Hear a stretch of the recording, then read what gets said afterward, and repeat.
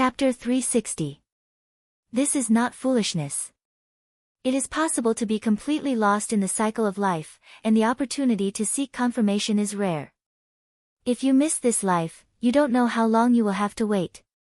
Perhaps Apollo would have been strong enough at that time and would no longer have to fear Ammon.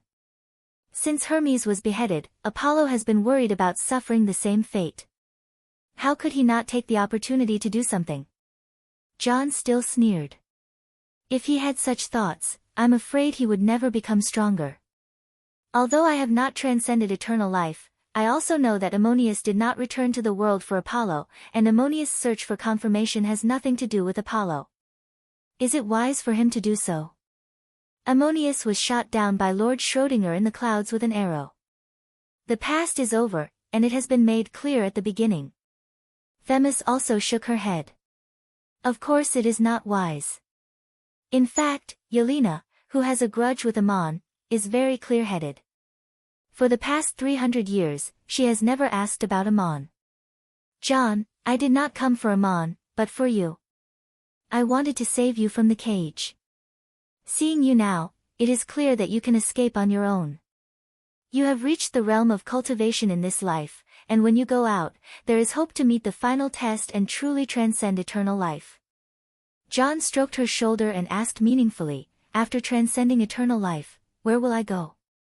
Themis pressed her cheek against his chest and replied, you have received the guidance of Allah's faith in this life, so of course you can go to Allah's heaven, which is also Ammon's heaven. If you are willing to let me take you out of the dungeon, there is actually another choice. I have sought confirmation from the Lord of Heaven, but I did not create a world in the eternal life, but waited for the opportunity. In his life as a disciple of Ammon, John did not understand the various achievements after transcending eternal life, but Themis had already given him a detailed explanation with the information of the divine arts. Even if he could not understand the mysteries of the divine cultivation, he could understand the meaning of the various realms. John was slightly startled and asked, can I become the ruler of heaven without creating my own heaven kingdom? Themis replied, yes, Zeus and Ammon both sought confirmation of the Lord of Heaven at the same time as they created the kingdom of heaven, but later generations have had reference, and it is not necessary to create the kingdom of heaven to achieve success, such as Pythagoras. This is also a kind of choice. It means that you can create a kingdom of heaven in eternity at any time. It also means that your soul already has such a world. John nodded and said, I understand what you mean, but I will not leave this place. Themis looked up at him. If you don't leave here, you will be executed, just before you transcend eternal life.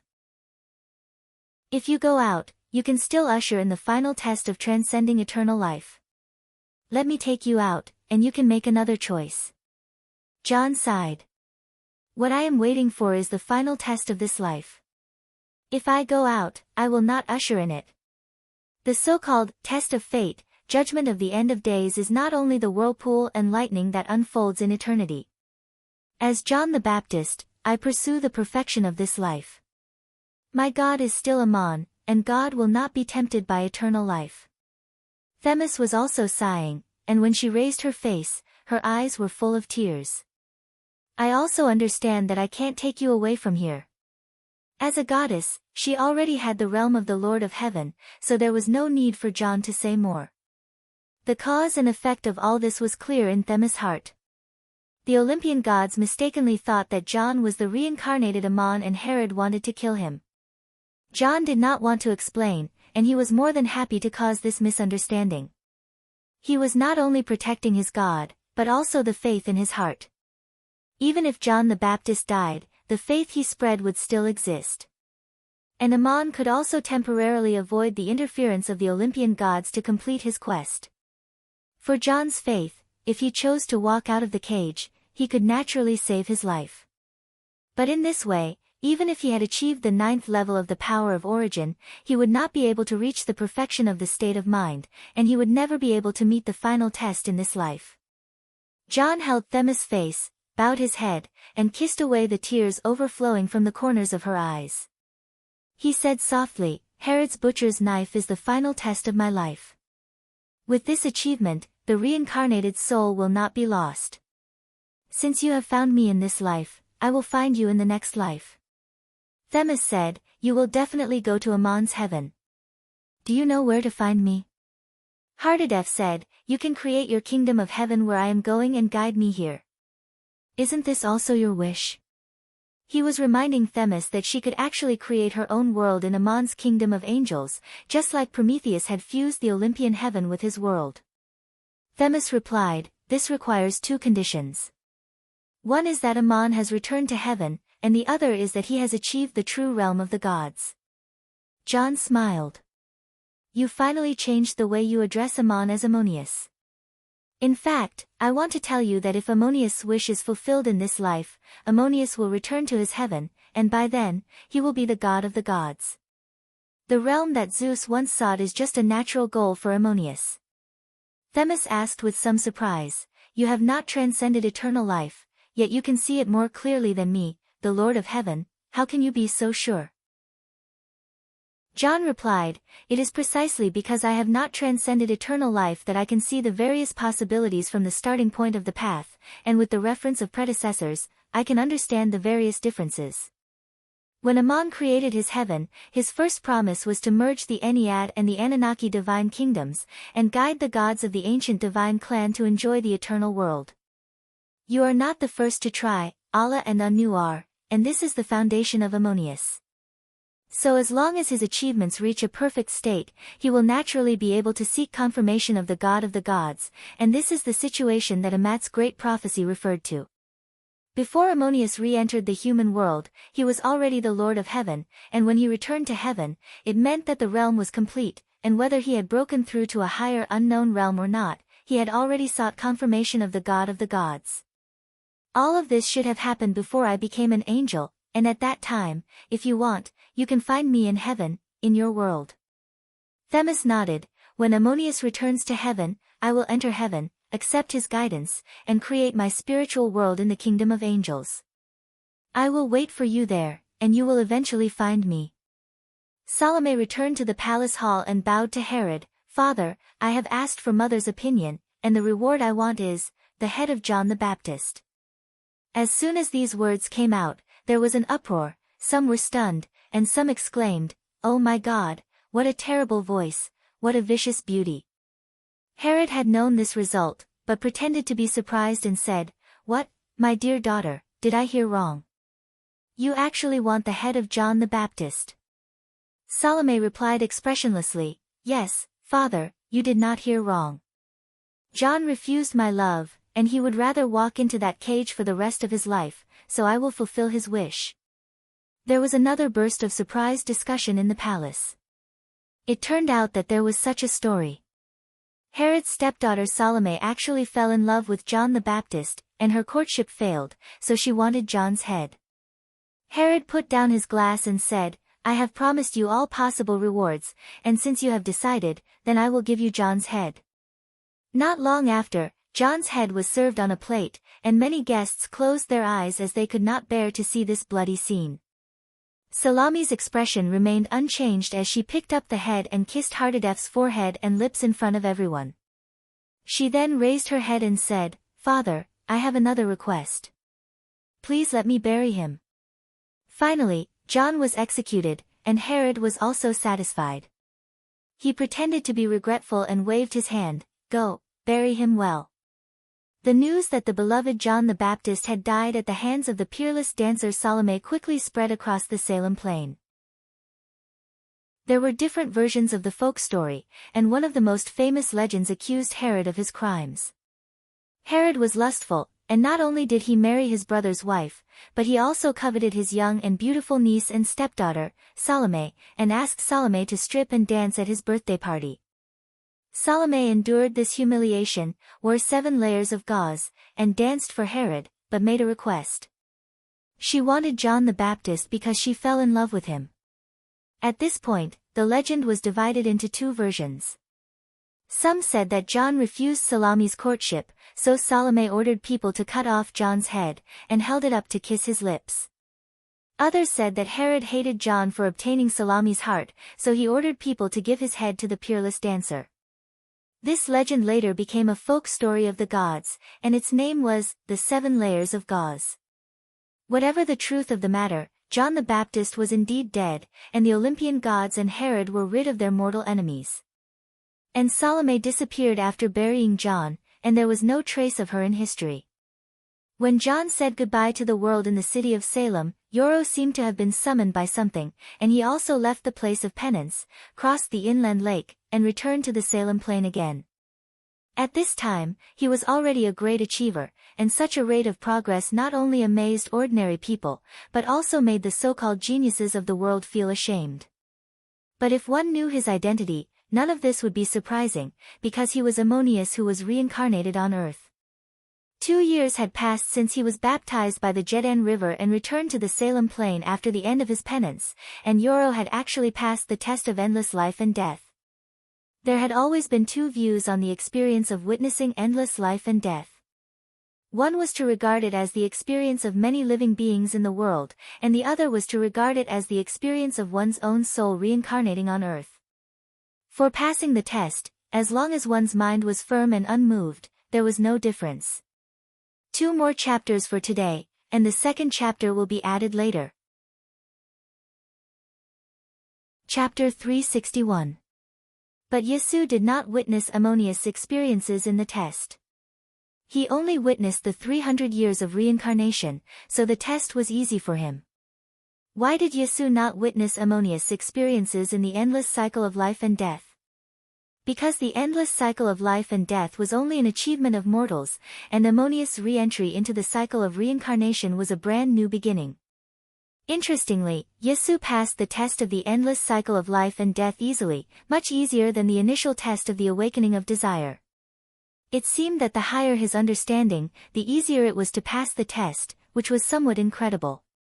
Yesu returned to the Daileng Plains and traveled north along the Jeddan River, preaching and spreading Allah's faith and guidance along the way, just as John had done.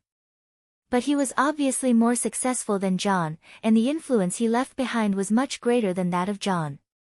There seemed to be endless spells in the magical staff, and as long as Yesu's cultivation of the power of origin reached a certain level, he could learn all kinds of skills he wanted to learn. He was already an excellent supreme sorcerer. The term sorcerer was not derogatory in the Daileng Plains, but had replaced the original title of the supreme sorcerer. But Yesu never claimed to be a sorcerer. He was only a preacher of faith, which was very much like Aristotle back then. Yesu was not a pedantic person. In fact, he was very smart, had the best eloquence in the world, and was also good at using all kinds of human means. Among all kinds of magic, his practice was the most focused. And his highest attainment was in the blessings of blessings. In particular, he had almost reached the pinnacle of the human world with the nose-healing divine art of blessing divine art. He also treated people while preaching, doing good and saving people along the way, which made his preaching the greatest popularity, and more followers. Treating people's suffering was not only Yesu's good deed, but also a means to attract more people to listen to his preaching and accept true guidance.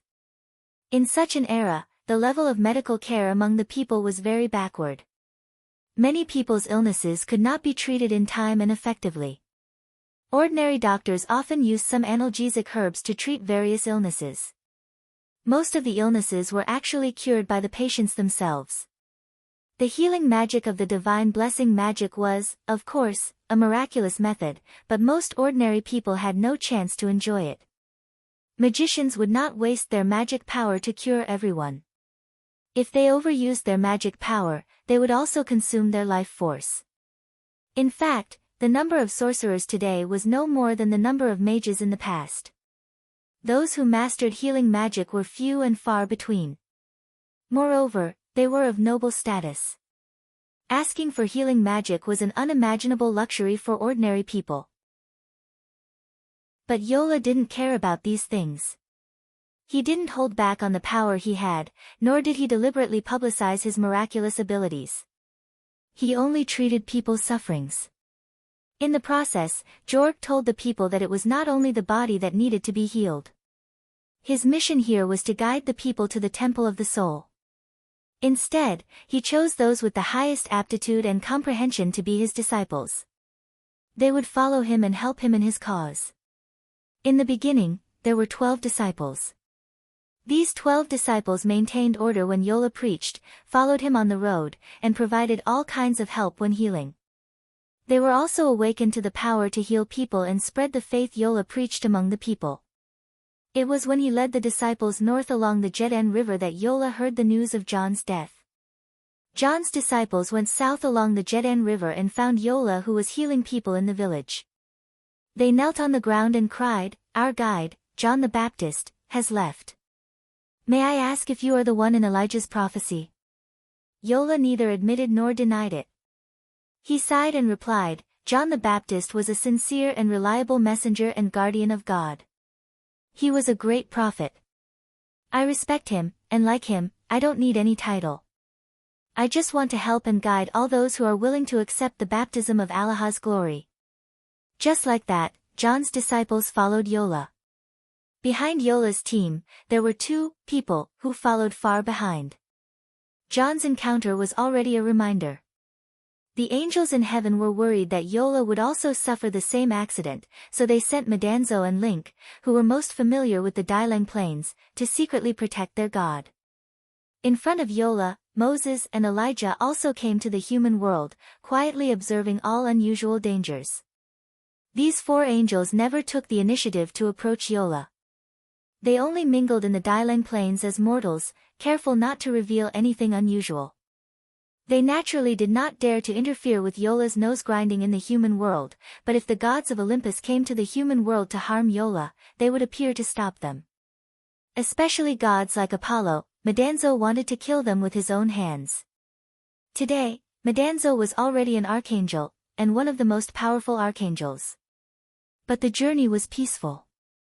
There was no movement from the Olympian gods or their messengers. According to the news from heaven, the Olympian gods had been acting normally.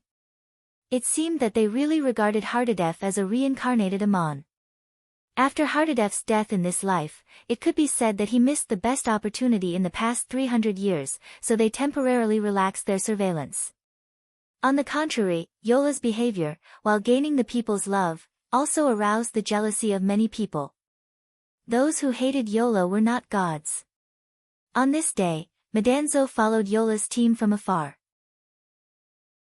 He frowned and asked Link, although Apollo was behind John's encounter, it was the Dilang who cut off his head.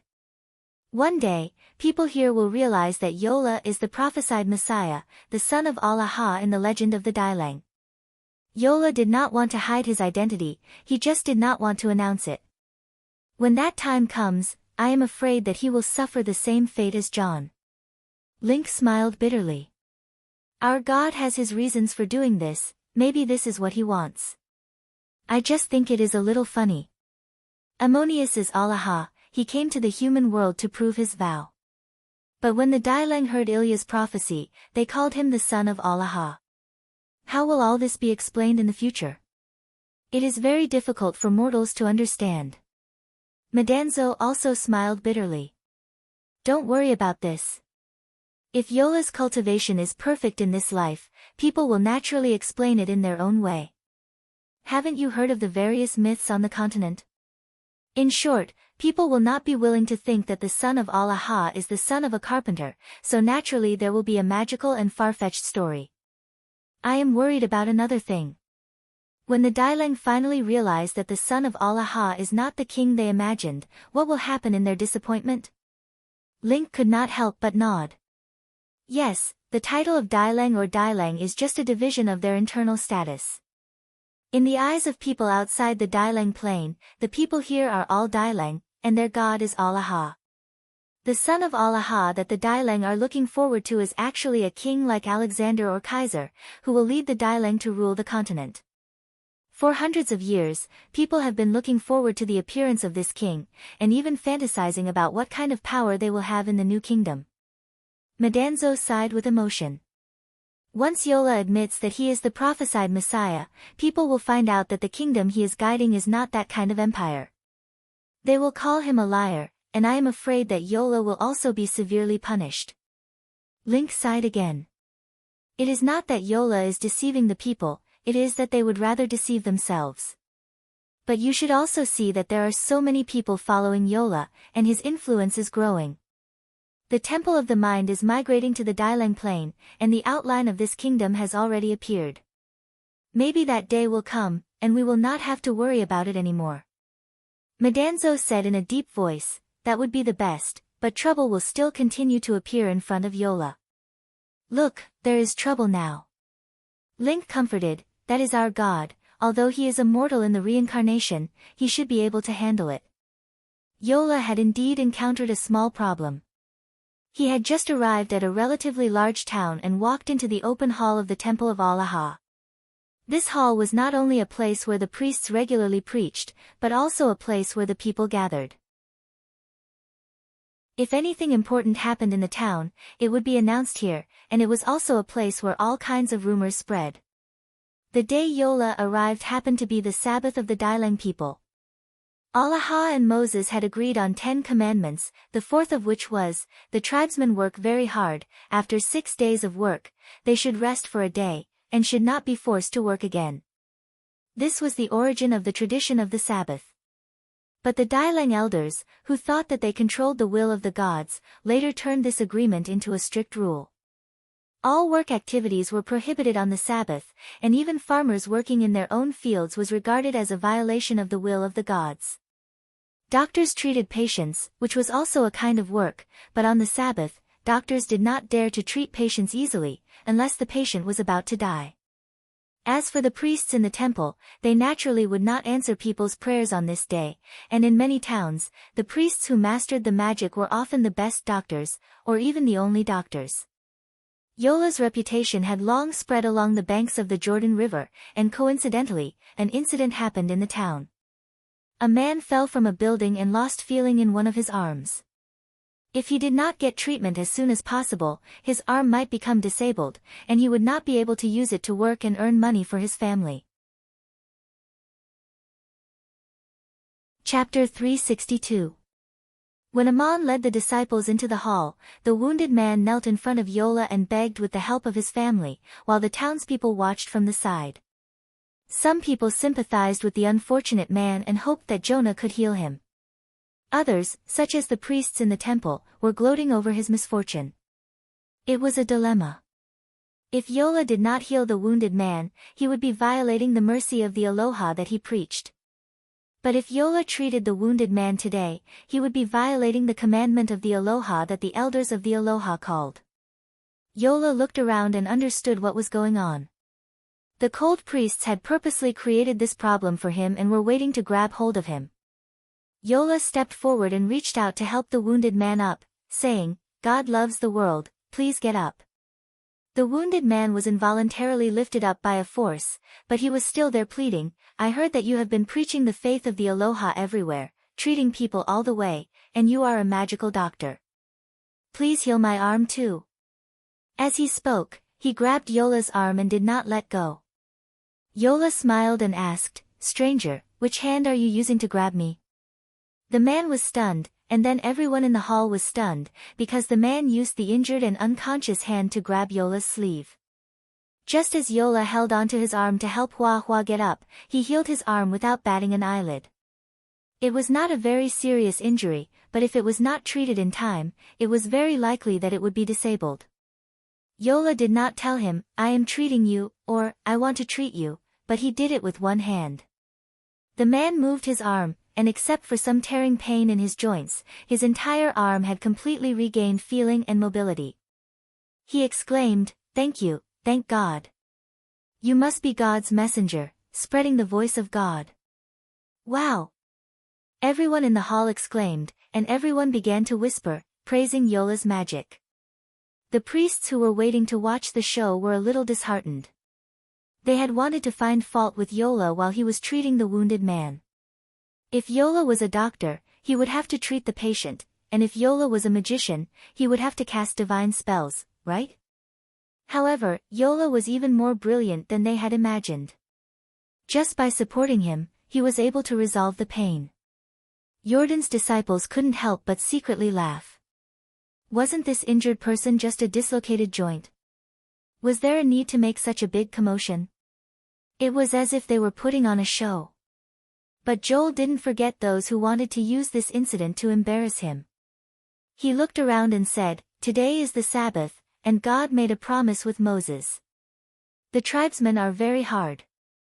After 6 days of work, they should rest for a day. They should not be forced to work." This is God's way of telling us to be kind, not telling us to refuse to do good on the Sabbath, which would be a violation of God's will. I know all this in my heart, that someone refused to cure this poor wounded man on the Sabbath, and let him come here to me. I would like to ask all of you, including those people, if you fell on the Sabbath, would you like someone to reach out and help you? God directs us away from sin and toward good works. If a man sins on the Sabbath, should he be stopped?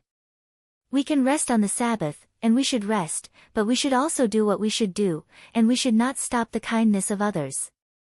Stopping good is also evil, and stopping evil is also good. What kind of day do you think the Sabbath is? What choice is in line with God's will? After saying this, Joel led his disciples away from the meeting hall and went to rest under a big tree by the river next to the town. But what happened in the meeting hall spread throughout the town.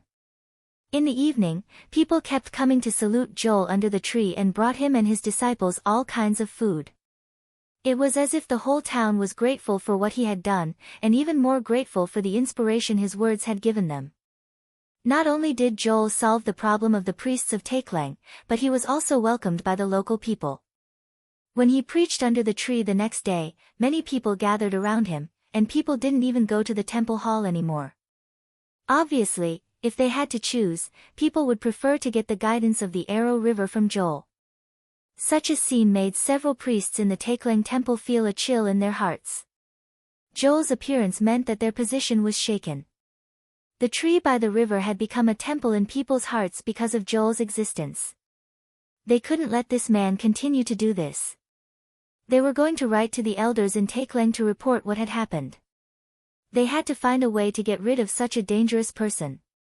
Just then, a priest said, "Yesterday in the temple, Joel said, stopping evil is good, and stopping good is evil. Today, someone came to report that he was preaching under the tree about God's forgiveness and mercy. Then let's give him another problem. The mayor has brought the sheriff to catch a criminal. Let them bring the criminal to the tree by the river and see what Joel will do with him." While Joel was preaching to the townspeople under the tree, there was a sudden noise in the distance. Someone was shouting, "Townspeople, stop that criminal. Knock him down with stones." A man stumbled into the crowd and was soon held down by the people around him. His hands were tied behind his back, and Joel's preaching was interrupted. Everyone was looking at the captured fugitive. Someone recognized him and exclaimed, "Oh my God, isn't that Chiu Qianren? That sinful scoundrel, thank God, we've finally caught him." The fugitive named Chiu Qianren seemed to know where he was. He raised his head and shouted, "Why are you arresting me? Who among you is a pure and righteous man? Please tell me. If any of you are innocent before God, you can stone me to death. If not, what right do you have to accuse me of my crimes? In front of the Arrow River, all people are sinners. Someone is preaching about God's forgiveness and mercy. Why do you have to tie me up here?" Rather than yelling at the townspeople, it was more accurate to say that he was interrogating Yoda. Chiu Qianren only shouted at Joel. As he spoke, he had already stood up. He looked very fierce and ferocious, and the sheriff did not stop him. However, before he could take 2 steps, Joel had already raised his cane and knocked him to the ground. Chiu Qianren was hit so hard that he could not get up again. Yola shouted, "Your crime is your crime. Even if you escaped, it doesn't prove that you're innocent. You've been captured because of what you've done. The existence of sin in the world is not an excuse for evil deeds. You have to bear the consequences of your choices. Everyone should be punished for their mistakes. Just because there are many crimes in the world, one cannot become innocent and wrong can become right. Even if there is no righteous person here, you should still be punished. Only in this way can the world be further away from sin and closer to good. There are not all righteous people in the world, but you cannot allow sin to cover your shame. Since you know that you are guilty, it means that you know the consequences when you make a choice. Even if you get rid of the pursuit, you still have to accept hatred and condemnation. If everyone else is guilty, it does not prove that your sin is noble. People can be unrighteous, but they cannot laugh at righteous people, and they cannot accuse others of being unrighteous because of their own mistakes. That is an even deeper sin. Why do we need to examine our hearts? What does God's forgiveness and mercy mean? If people examine their hearts and bear the consequences of their actions, they can usher in a new life for their souls. The new life of the soul is not only after you die, but also after you pay the price and stop doing evil things like you did today. Otherwise, you will never be free, whether it is in the human world or hell. In this world, not only can evil be punished, but good can also punish evil. Look at the sheriff behind you. He might have stolen his neighbor's chicken when he was young, but it does not mean that he cannot carry out his duty to catch you. If he allows you to continue committing crimes, that will be his unforgivable and unforgivable crime. Sheriff, what are you still standing there for? Let this person interrupt my preaching with Satan's voice. Quickly carry out your duty and take him to your yamen. Chiu Qianren had been hit by Joseph's staff, and his entire body was sore and weak. Under the crowd's gaze, the mayor ordered the sheriff to take him away. People were still discussing what Joseph had just said. One of Joseph's disciples was also named John, who had the same name as the famous John the Baptist. He frowned and whispered to his companion, "Joseph's words are very reasonable, but if it gets out, I'm afraid it will affect the teacher's reputation." Almost everyone in this world has made mistakes and had sinful thoughts in their hearts. They hope to be forgiven by God in prayer. Our guide should be a forgiving person. Such a thing is not enough to describe his great sentiments. Another disciple whispered, "We can tell people another story." A sinner knelt in front of Joseph, and Joseph asked the people, "Who is the righteous?" John nodded and said, "People love to hear that kind of story. It is more infectious." At that moment, Joseph sighed and asked the crowd, "Who is the righteous?" John and another disciple were shocked and quickly stopped talking to listen to the preaching. Yori continued, "Let us hold a ceremony and pray to Eloho. This prayer is not only for God, but also for ourselves. We have no reason to inflict evil on others. God's forgiveness and kindness are to forgive and purify the soul. Even if our souls are not purified, do not lose the true guidance and stay away from the direction of light." His words were not only for the people to hear, but also for the disciples to hear. After that, he knelt down under the tree with the staff in his hand and entered a state of prayer and meditation. The people around him also knelt down and prayed like Joseph. Chapter 363. It was a black bear with a white, crescent-shaped mark on its chest. It knelt there, looking like a human. Its body was very sturdy, and it was as tall as the person next to it standing up. It closed its eyes slightly and looked very focused and pious. However, a bear imitating people's prayers in such a serious situation was comical no matter how one looked at it. What was interesting was that there was a blue bag beside it. It seemed that the black bear had carried it himself. At this moment, someone reminded his companions in a low voice, "Don't be afraid, it's a bear raised by a family called Lassalu on the outskirts of Bethany on the other side of the river. It's raised like a human and has a good temper. It's often bullied by the children in the village." The frightened people heaved a sigh of relief. Yola looked at the bear and said gently to the crowd, "Don't worry, it doesn't think of itself as a bear. Perhaps it doesn't understand what we're doing, but it's praying like us." Until the sky darkened, the bear maintained its posture of prayer from beginning to end. Finally, the sky was completely dark and the townspeople had all dispersed. Only Yola and his disciples were left under the tree. It was quiet everywhere, and the moonlight shone through the shadows of the trees. The bear finally stood up and used its slightly thick and short forelimbs to pick up the blue cloth bundle. It walked upright like a human with a pair of large bare paws and arrived in front of Yola. It put the bag on the ground and bent down to open it with its front paws. There were a few pieces of bread and 3 apples inside. Bears were omnivores. If it was a bear raised by a human, this would be its food. However, it was now offered to Yola. Yola looked at the bread and apples and asked calmly, "You're offering your food to me. Do you have something to ask of me?"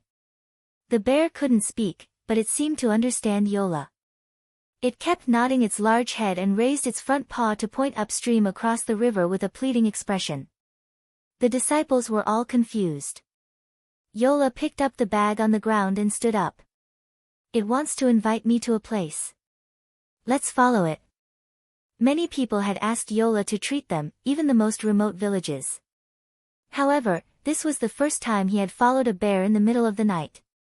Wasn't he afraid of danger in the middle of the night? The disciples, knowing that their guide had nothing to fear, followed the curious follower to the river. The big bear walked into the river and swam to the other side. It stood up on the shore and shook its fur.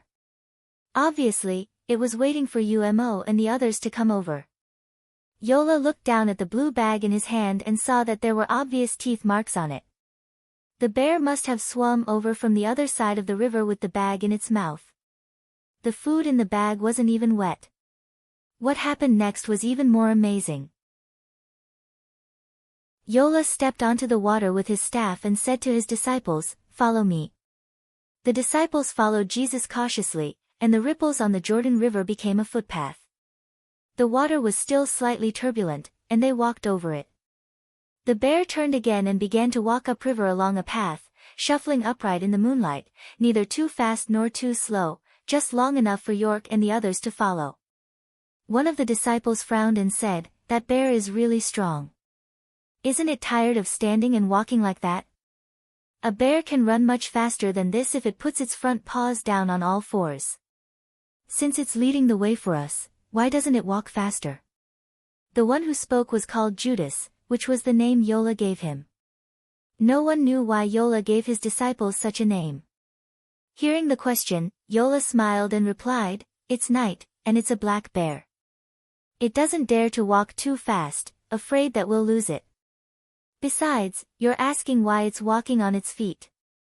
Aren't you walking upright yourself?" Judas was stunned and said in confusion, "I'm a human. Of course I can walk on my feet." Yola smiled again. People can walk on their feet, but newborn babies know that it's easier to crawl than walk. I said that bear doesn't think of itself as a bear at all. In its mind, it thinks of itself as a human. People walk on their feet, so of course it has to walk on its feet. Judas scratched the back of his head and said, "That's interesting. How can there be such a bear?" Yola explained patiently, "I heard that babies raised by wolves in the mountains won't be able to speak when they grow up. Their behavior will also become wolf-like because they don't know that they're human and no one has taught them how to be human. This bear should have been adopted since it was young. It hasn't seen other bears and thinks that it's the same as humans. All its behavior is imitating humans." Hearing this, Judas seemed to have received some kind of inspiration. He changed the topic and asked, "I'm afraid that not all bears will be like this after being raised by humans. Not only is this bear especially smart and docile, but it also depends on how it's been treated. In fact, humans are the same. Respected guide, I've been thinking about something today. When I was in town, everyone heard the same preaching, but their gains were different. Their understanding and reactions were also different. Some people will be grateful to you, but others will hate you and even want to harm you. Walking on this path, I feel like I can already see the future." Yola was still smiling. At this moment, his expression was somewhat similar to that of Aesop. He used a story as an analogy. God sent a farmer to sow the seeds of all things on the earth. Some of the seeds fell on thorns and could only grow in the cracks, carefully avoiding the thorns on the thorns. They were swallowed by the thorns before they could be harvested. Some seeds fell on shallow soil covered with gravel. If there was enough rain, they could also germinate, but if the environment was slightly bad, the new seedlings would wither. Some seeds fell on fertile and suitable soil, which was most worth cultivating. I might be that farmer, and you, the disciples who follow me, are the most fertile fields. However, God scattered the seeds on the entire earth with the hope of harvesting. He didn't deliberately favor anyone, just as I preached to everyone." Judas nodded and understood what Yola meant. He couldn't help but praise the wisdom of the guide in his heart. However, Yola sighed again under the curtain of the night and said, "I've been to the Far East and heard a saying from an even more distant place. That's Kunlun, which is even further away than India, where I've been before. A person called Tai Shang once said, 'The world is heartless and treats all things as straw dogs.' I've said so much to you just now, but he only used one sentence to understand everything. I haven't reached that realm yet, and I'm still searching. Therefore, I can only talk to you about my own understanding." Judas fell into deep thought. He continued to follow the bear beside Yola. The night gradually darkened. After a while, he seemed to think of something and couldn't help but say, "Respected guide, you should be clear about what happened in that town yesterday and the day before. The appearance of the injured and the criminal wasn't a coincidence. It was clearly arranged by someone to make things difficult for you. You weren't made things difficult for them. You stuck to your beliefs and moved more people. However, in this way, some people will hate you even more. You're like a thorn in their hearts. Your existence will torture them until they can't eat or sleep in peace." Yola looked at the big black bears staggering back with a smile. He made another analogy to his disciples. "We came into this world. Everything is unfamiliar and unknown. From unfamiliar to familiar, people have all kinds of relationships while dealing with each other. If there's such a kind of person, you've never hurt them. You've never done anything to hinder them. The words you say, the stories you tell, they're unwilling to accept, but they feel that it hurts their thoughts. Therefore, they don't want you to appear and don't want you to say your own words again. What should you do?" Judas thought for a moment and said, "Now that you mention it, I remember a lot of things. There really is such a kind of person in the world. It's not only because of the reason you just said that they don't want to see you appear. It's not because you've hurt them.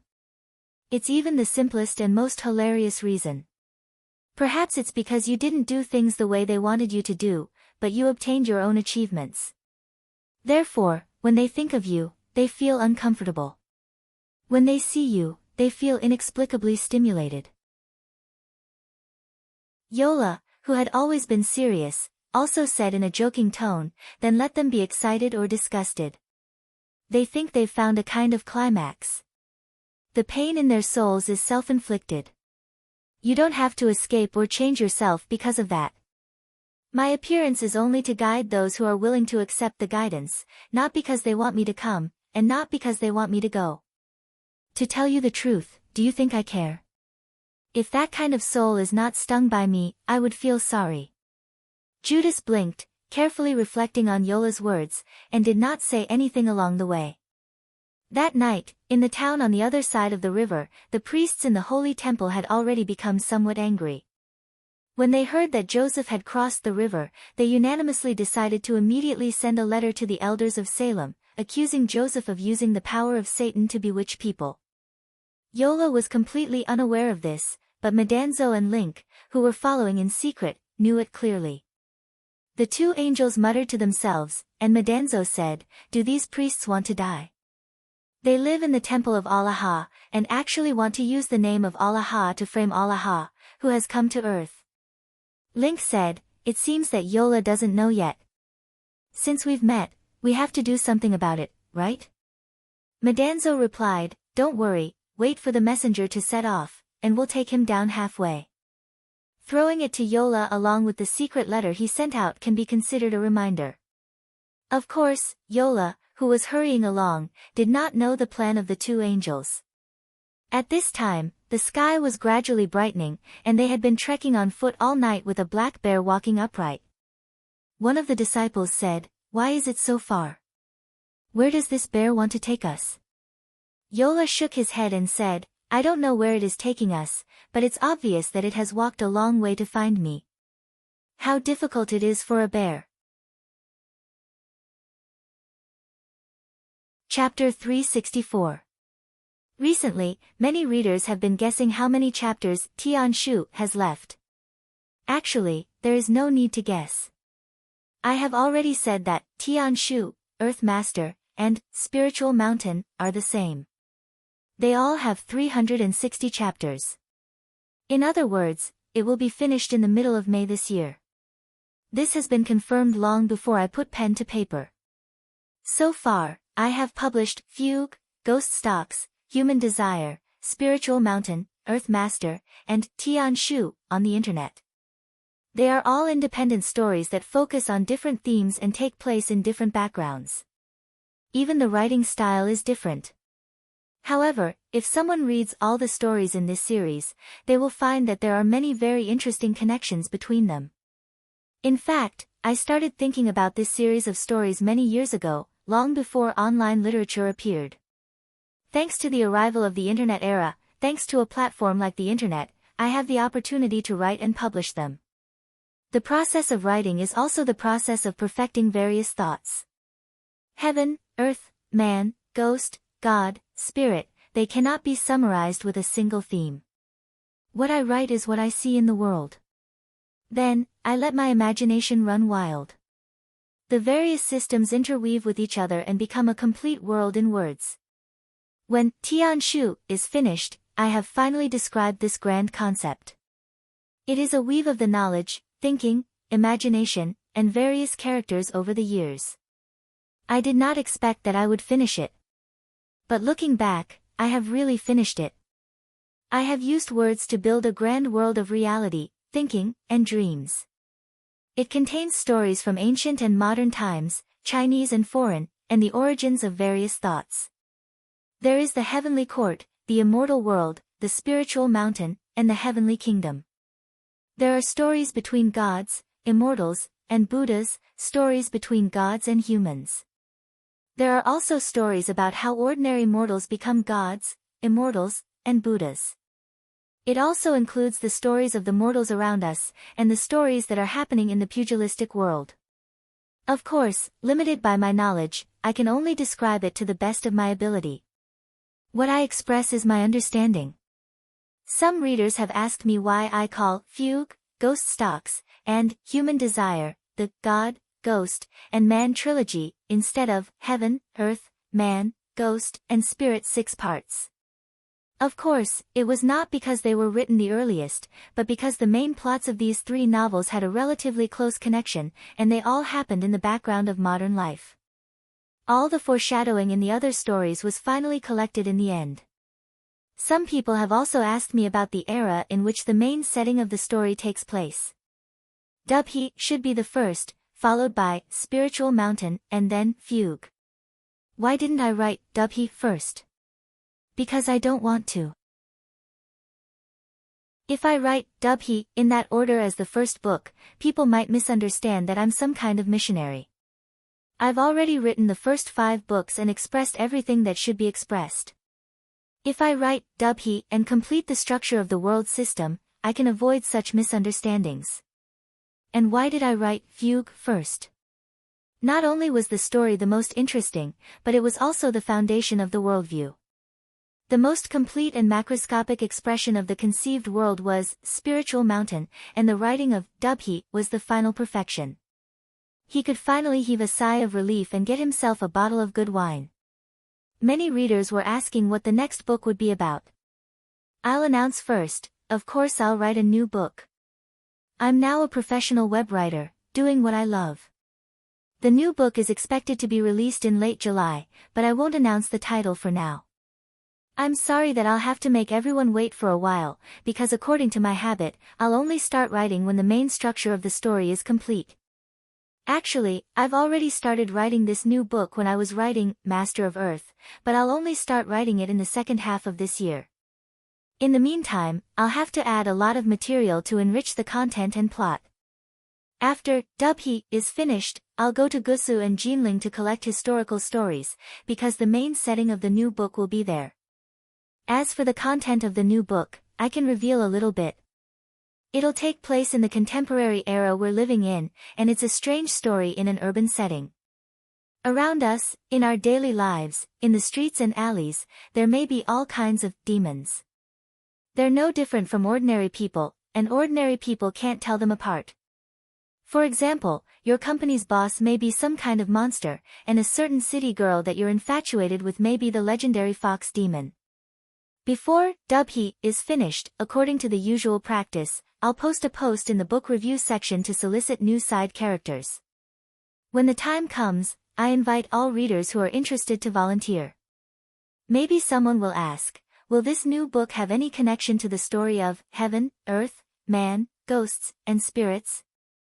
I can answer loudly, it can't be said that there's a connection, but it will definitely be. Because I've already constructed a world of words, which is a world weaved from reality and imagination, beyond but not separate from it. The world described in the first 6 books is already complete, and I have no intention of weaving more. But for those who live in the modern era, they may also appear inadvertently. Therefore, Little Yuzi, Mr. Zhang, Bai Xiaolu, Mei Shi, and other characters may appear as modern people, doing their own things in this new story. In the modern city, you or I may also appear, so let's all play side characters together. Of course, there's also the most popular, but also the most controversial, Feng Junzi. As long as he appears, he will cause all kinds of climaxes.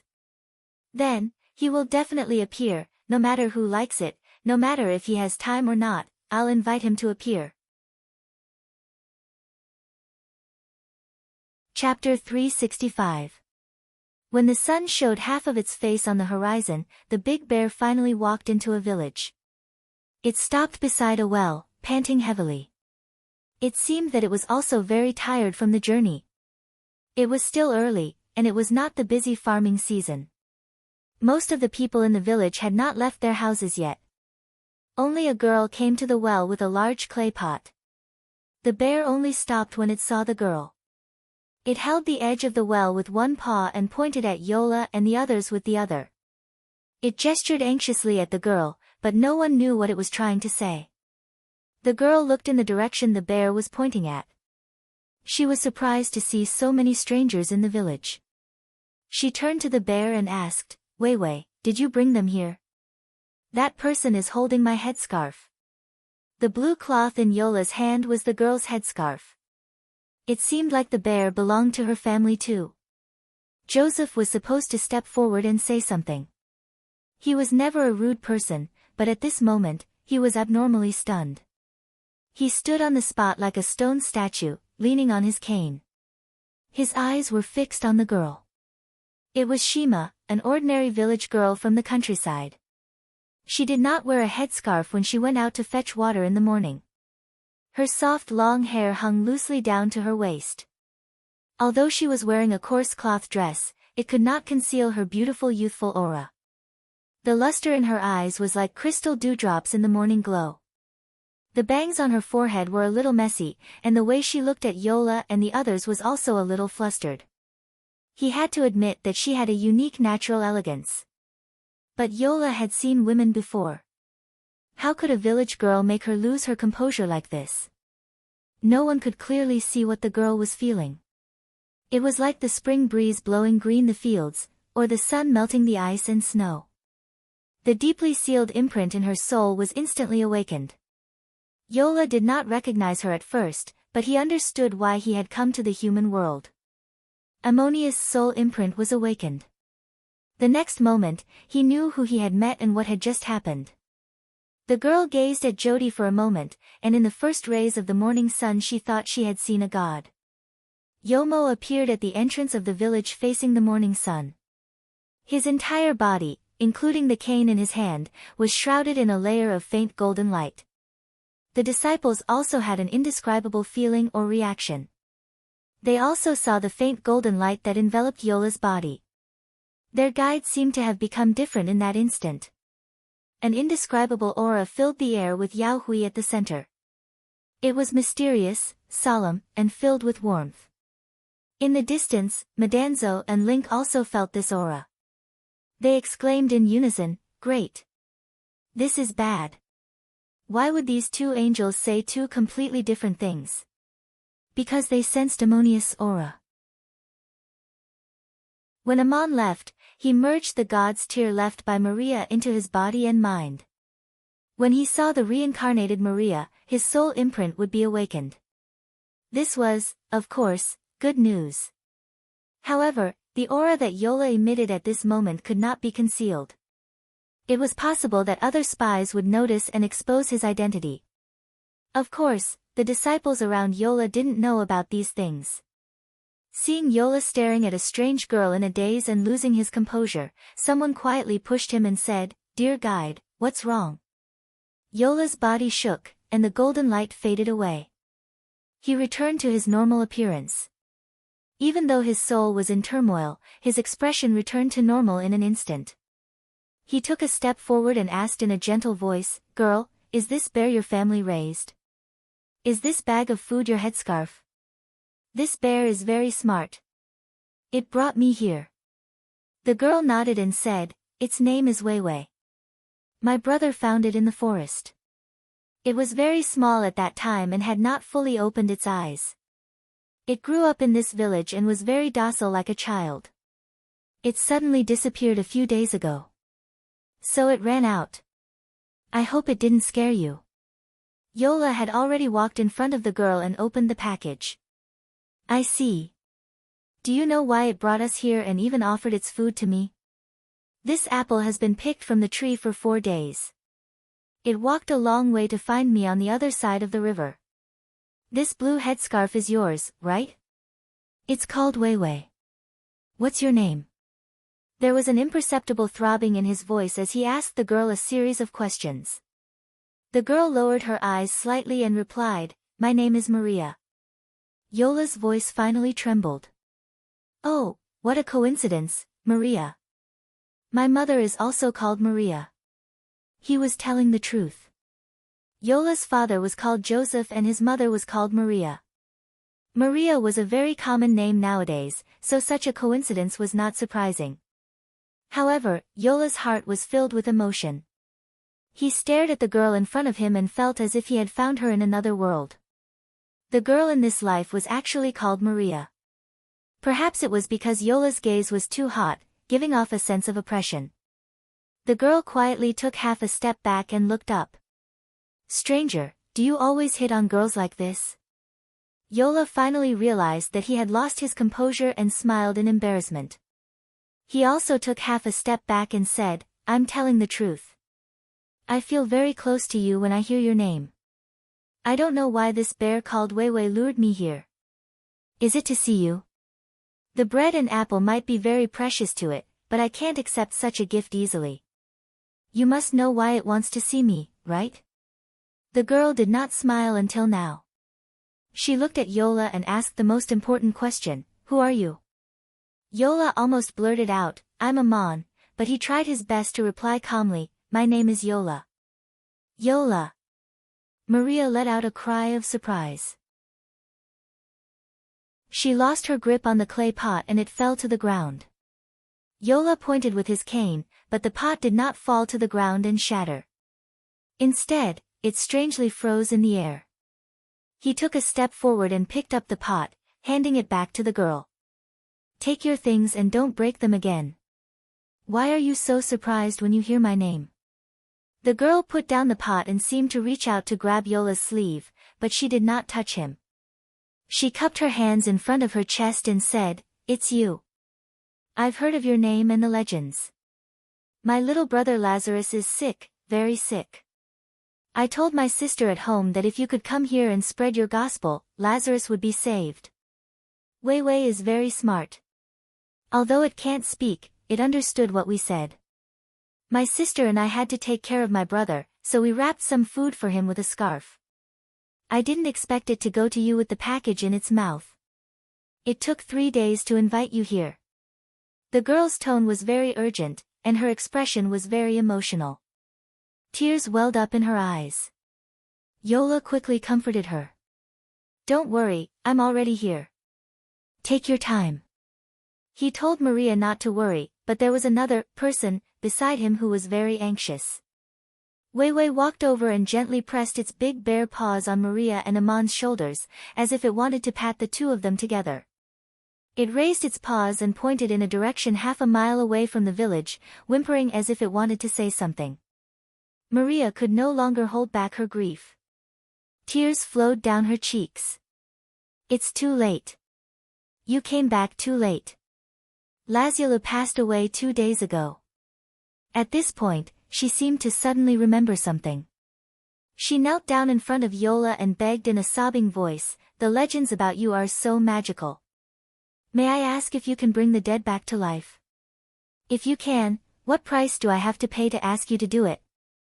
Wei Wei saw Maria kneeling down, so it followed suit and extended its front paws towards Yola.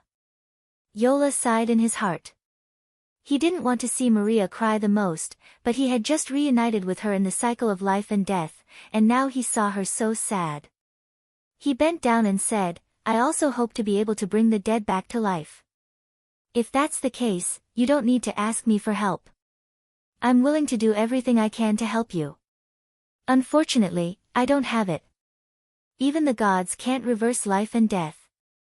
Otherwise, I wouldn't be here to see you." His words had a deeper meaning. If the gods had the ability to reverse life and death, Aman wouldn't have found the reincarnated Maria here 300 years later. Maria, on the other hand, took it for granted. She wiped away her tears and stood up, whispering, "I lost my composure, I shouldn't have made such a request." Yora hurriedly shook his head, No, I completely understand that you have such a wish. I once had such a wish, much stronger than what you have now. Since I've accepted Weiwei's gift, can you take me to see your brother? I want to express my sorrow and wish that he has entered heaven." Yola didn't know what he could do for Maria, but he always wanted to do something for her. So he made this request. Chapter 366. Joseph's question was rather puzzling. Even though the elders call us Shuma and look down on us, we still believe in God. My younger brother has always been a devout believer of Allah River. Maria replied with a hint of excitement in her voice, "Even though the elders call us Shuma and look down on us, we still believe in God." Joseph heaved a sigh of relief. "That's good. I might be able to save him. Maria, take me to his grave. If we delay any longer, I'm afraid we won't be able to make it in time." As he spoke, he wanted to hold Maria's hand, but he retracted it halfway. This was a subconscious habit imprinted in his soul. When he called her name, it was as if he was calling the former saintess of the temple of Isis, so he didn't touch her. Instead, he took advantage of the opportunity to hold Weiwei's short and thick bare paw.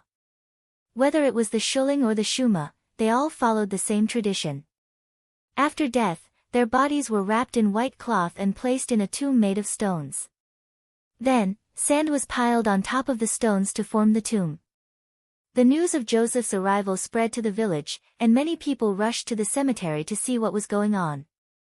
Joseph stood in front of Lazulu's grave with a relaxed smile. He could still sense the faint traces of life in the grave. Lazulu wasn't really dead. It was just that he had stopped breathing, and his heartbeat was so weak that it was almost undetectable that people mistakenly thought he was dead. Aman had seen this phenomenon on the battlefield before. Joseph raised his cane and pointed at the grave. "Maria, your brother isn't dead yet. Open the grave, and he can return to the human world." Wei Wei seemed to understand Joseph's words. He ran over and dug the sand with his claws, then tried to move the stones on the grave. Joseph flicked his cane, and the stones and sand naturally surged to the sides. Wei Wei also rolled to the side with the sand and stones, and Lazulu, who was wrapped in white cloth, appeared in the grave under the sunlight. This scene happened in broad daylight. When people saw the grave suddenly open to reveal the body, they all retreated in fear and hid in the distance to watch. Joseph, however, walked to the grave and waved his hand. A leaf floated in the air and landed precisely on Lazulu's face, which was wrapped in white cloth. Then, he untied the leather bag at his waist and spat out a mouthful of water. A mist of water landed on the corpse and the leaf. The leaf moved slightly, and a weak voice came from below. "God, where am I? Why can't I move?" The closest onlookers heard the voice and shouted in horror, "Oh my God! Jomo made the dead speak. Maria and her sister, Martha, had already rushed over. They untied the white cloth that was wrapped around their brother and helped the pale-faced Lazarus out of the grave. The young man looked very weak, but under the sunlight, he had come back to life. The news of Jomo's miraculous power to bring the dead back to life quickly spread through Bethany. Even though Joachim told Martha and Maria that Lazarus wasn't really dead, it was just a temporary state of suspended animation. But people didn't understand this and still preferred to believe the facts they saw with their own eyes. Joa had brought a dead man to life from the grave in broad daylight.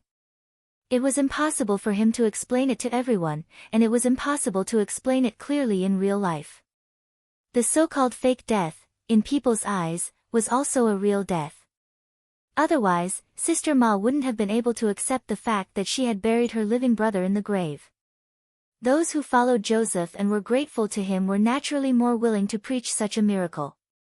Bringing the dead back to life was, of course, more amazing than reviving a person who had not yet died. From that day on, more and more people began to believe that Joseph had been appointed by God to save them from their suffering. This unexpected event gave Joseph unprecedented sensational influence and enormous popularity among the people. Maria's village was on the outskirts of Bethany, across the river from Joseph's hometown, Bethlehem. Further north was Selenger. Finally, Yola and his disciples stopped their continuous journey and temporarily settled in this village. They used this place as a base to preach Elohim's true faith to the people. Joseph tried to awaken the power of the origin for those who had the right faith, and told all the people the way to heaven or heaven. He publicly preached in the village synagogue the Sanlanite Bible. At the same time, some people were even more unwilling to listen to Joseph's preaching and see his appearance. Especially the Sanlanite priests, who had made all kinds of rules to restrict people. They didn't want to see people like Joseph. Because Joseph told them, the way we treat others is more important than how we wash our hands or what we eat. The Sanlanite priests forbade Joseph from preaching in the synagogue, so he went to the countryside to preach to his disciples and people. Maria became one of his most devout followers. His hometown was on the other side of the river, and Selenger was not far north. Why did Joseph stop in this village outside Bethany? The disciples didn't know the intention of the guide, and Joseph was accumulating his power. The so-called power was not to be strong enough to defeat someone, but to spread his faith deeply into people's hearts.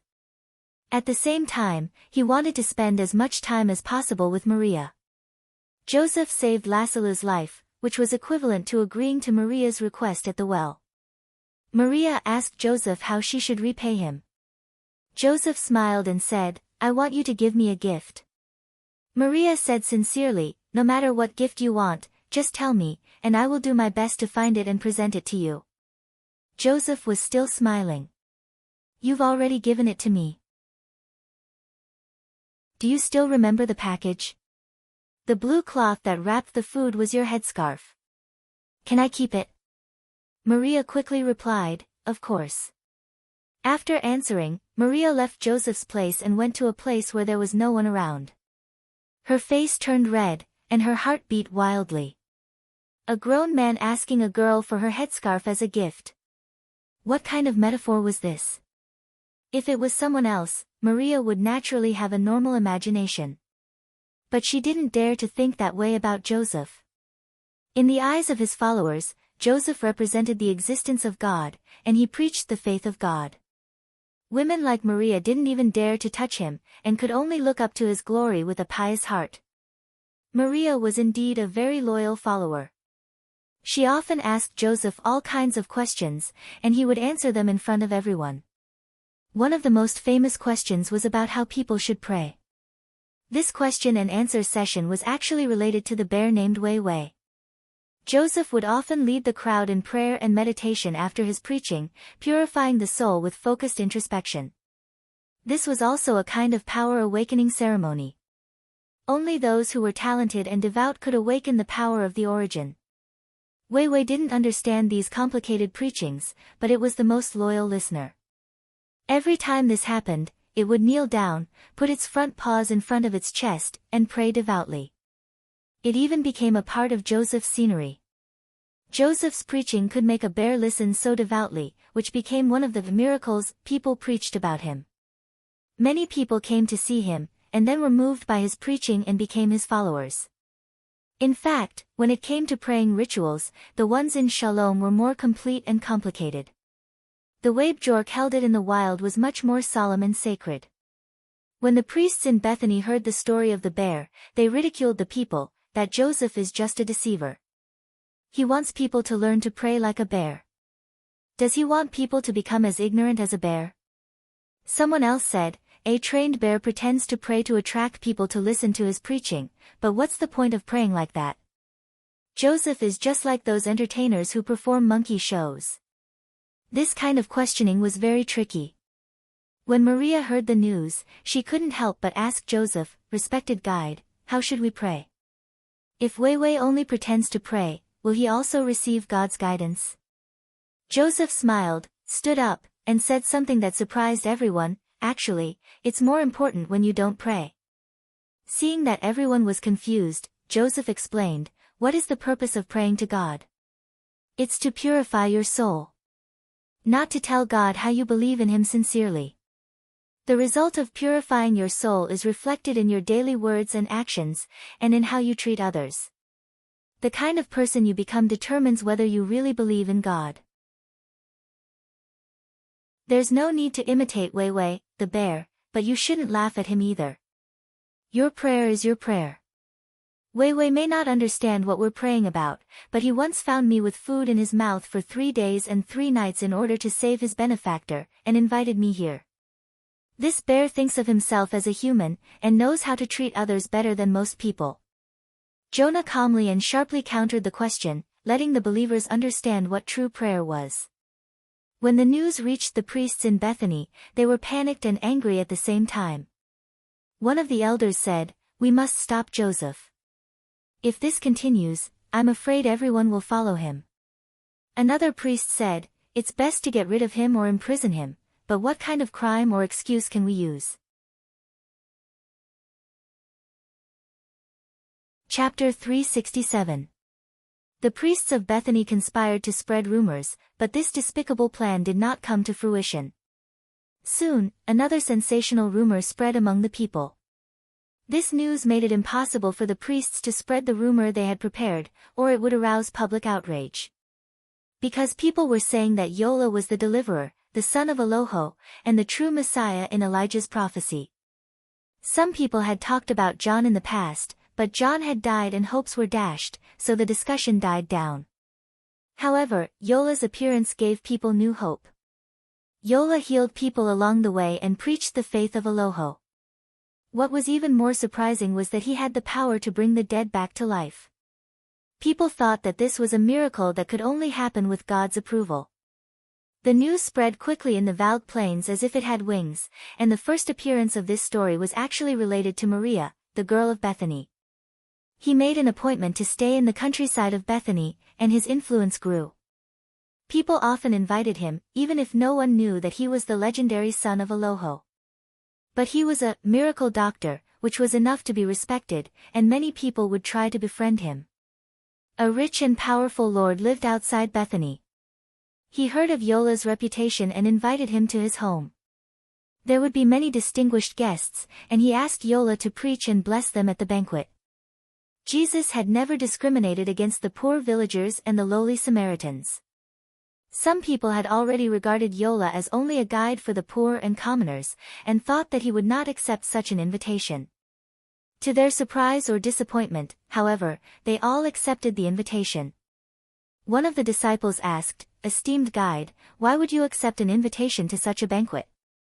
Everyone thinks that your arrival is to guide the suffering people to salvation. If you set your lecture at such a banquet, the poor will think that you want to stay away from them.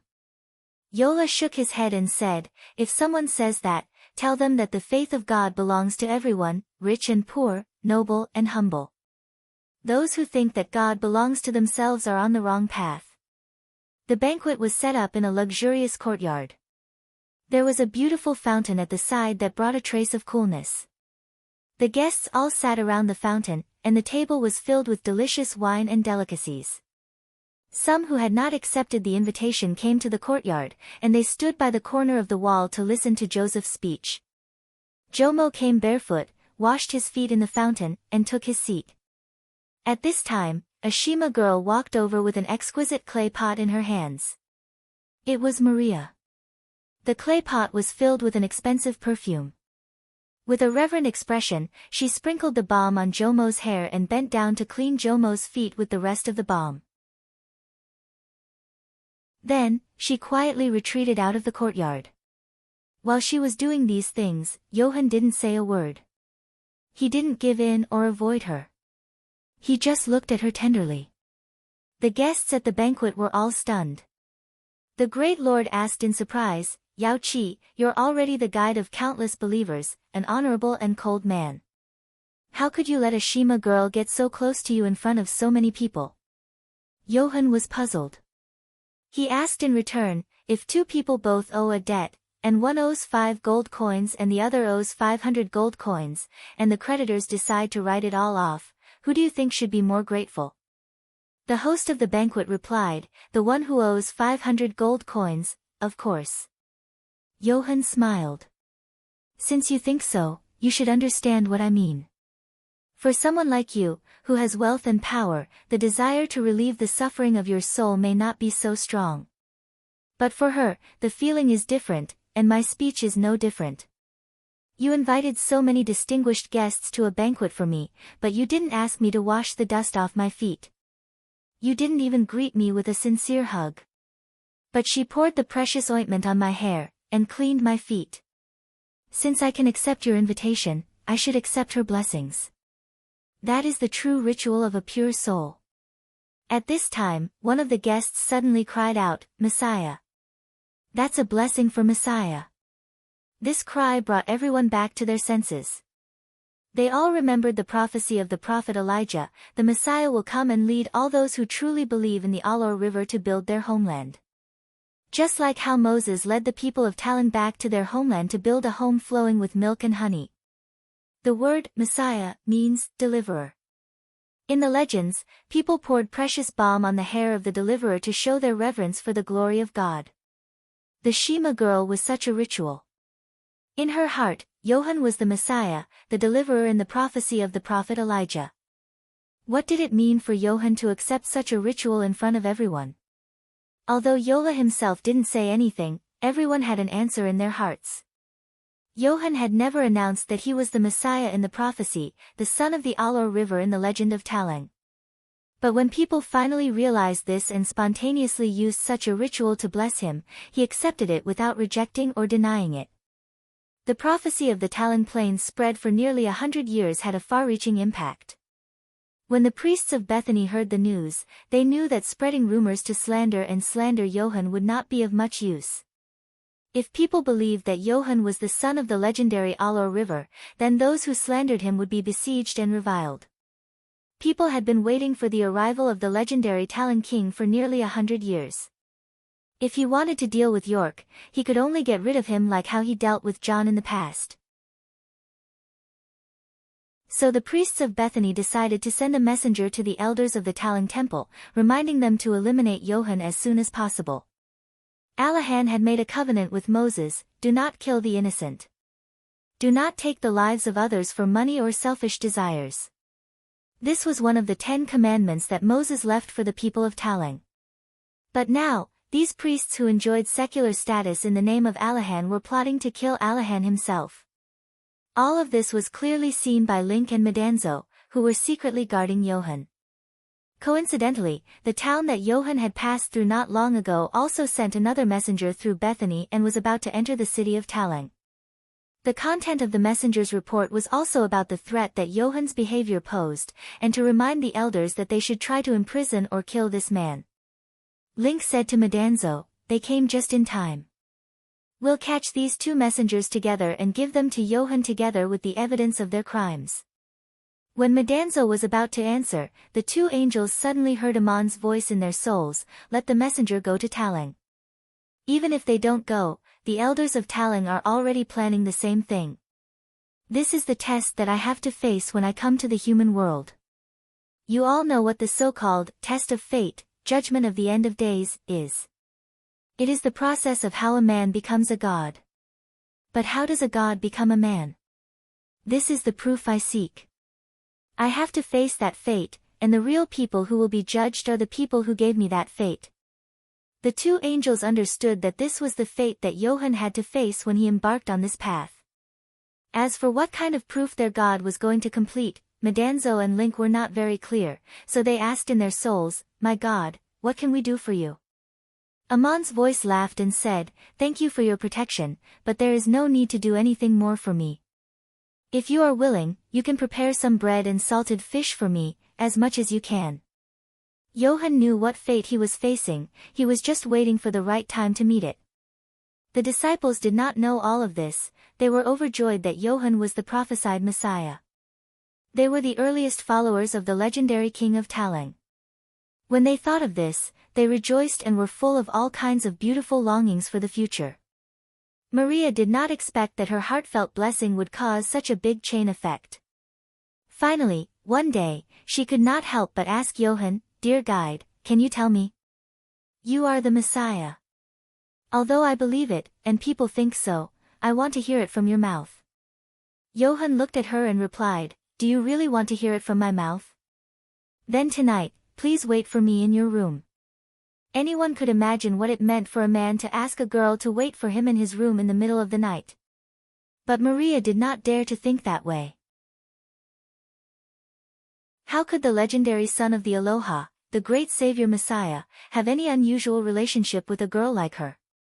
But she could not help but let her imagination run wild. Sitting in her room at night, her heart was beating like a deer. She was anxious to see Johann, but she did not know what to do when he came. What was going to happen? If Johann really wanted to do something or ask something, she would not resist at all. In her soul, everything was willing. But at the same time, she felt that it was not right. She did not even dare to touch him. They had been together for so long, and the only contact they had had was that time when she smeared the back of his foot with perfume. The night seemed to pass very quickly, but also seemed to pass very slowly. The restless Maria suddenly realized that she did not light the lamp, so she quickly lit the oil lamp on the table. The flame of the lamp was the size of a bean, and the dim light illuminated the small room.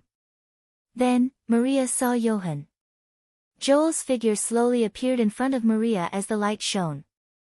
It was like a shadow turning into a painting before finally becoming a living person. From May 1st to May 7th, Chidian's monthly ticket doubling campaign will continue. Here, I sincerely ask for the support of all readers. Chapter 368. Joseph's appearance in this way was like a god quietly descending to the human world. Maria's surprise was indescribable, and she was about to bow down subconsciously. Yogi quickly reached out to hold her arm and said, "Maria, please remember, no matter what happens in the future, you don't have to be surprised. I came to see you like this today because I am ready to answer your question." There was a kind of enthusiasm in his eyes, as if it was wrapped in some kind of desire and expectation, and Maria simply did not dare to look up. She seemed to withdraw her arm and asked in a panic, "Respected guide, why do you look at me like that?" Yogi did not answer, but asked, "Maria, why do you not dare to touch me, what are you afraid of?" Maria bowed her head and said, "In my heart, you are the Son of God who came to the human world, absolutely, you are the Son of God. I do not dare to touch you, for fear of tarnishing your sacred glory, and if I am not careful, I will be doomed eternally. I clearly know the answer in my heart, but I still could not help but ask such a question during the day. I wanted to hear it from your own mouth, but I did not expect you to answer me like this." Yogi was still looking at her. "I came to answer your question, yes, I am that person." People are not wrong, but they may not understand the true meaning of Ilya's prophecy. Speaking of this, he sighed again and said, "I somehow remember what happened almost 400 years ago. At that time, there were also two people. They were like you and me now, but their identities had changed. I finally understand how she felt at that time." "Maria, You want to ask why I look at you like this? Wait until you pass the test of endless arising and ceasing cycle, then you will naturally understand everything. But at that time, you will still be the present Maria, the one I am looking for. Maria finally raised her timid eyes to meet Yogi's gaze. The test of endless arising and ceasing cycle? I don't quite understand what you are saying, but I have heard you explain the power of origin, that is a stop on the road to heaven. Do you think I also have hope? Yogi could not help but step forward and grab her hand. Maria's body trembled, as if there was an electric current spreading from his palm to her whole body. This time, she didn't pull her hand back. Jonah's large hand was so strong and warm. Maria heard Yola's soul-imprinted voice again, of course you have hope. Even if you can't welcome it in this life, you will welcome it in the future.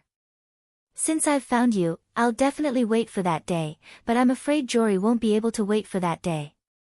I know what I'm going to face, that's why I came to find you today. Forgive me for not being able to tell you all that you do not yet understand, I only wish that you could feel the yearning of the soul. Peter and Judas had also heard what Maria had asked Joel during the day. Yoho asked Maria to wait for him in the room at night.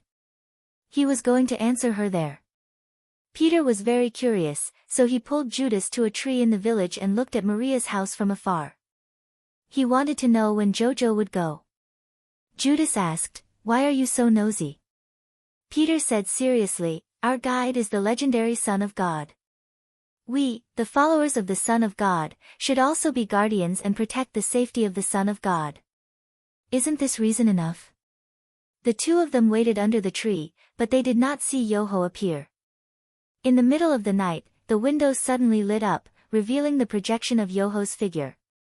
Peter exclaimed in a low voice, "Wow! He really is the Son of God who descended to the world. He actually left just like that." Judas advised, "Our Son of God is so capable. Does he still need you to protect him here? We don't have to wait and see." Peter shook his head again and said, "If we stay here, we can prevent others from disturbing him." There were lights and shadows on the window, but there was no sound coming from the room. No one knew what Maria and Yoho were talking about. After a while, the lights suddenly went out. Peter said in surprise, "Hey! Why did you blow out the lights?" Judas rolled his eyes at him and said, "Don't talk when you blow out the lights. Do you know how to live? Don't you understand such simple common sense?" As he spoke, he grabbed Peter's arm and pulled him away without saying anything. The night grew darker, and the stars in the sky blinked quietly, staring at the village under the night sky. When it was almost dawn, Maria said to Yoho, "Your name has long spread throughout Shaling City. Many people there are looking forward to your arrival. If you like living here, I'm very happy. But this village is actually very close to Shaling City. If you walk fast, you can enter the city during the day and come back to rest at night. And I witnessed your magical appearance at night. I'm sure of one thing. Distance is not a problem for you." Yoho sighed and said, "When I enter Shaling City, I will welcome the fate that awaits me. Before that, I have to return to my hometown and bid farewell to Yoho." Maria took the initiative to hold his hand and asked with infinite regret, "Will that really be the case?" Jose said gently, "It really will be like that, because as you asked yesterday, I am indeed the person in the legend." Yoho decided to return to his hometown, Bethlehem, where he was born in this life, before completing his mission in Shaling City.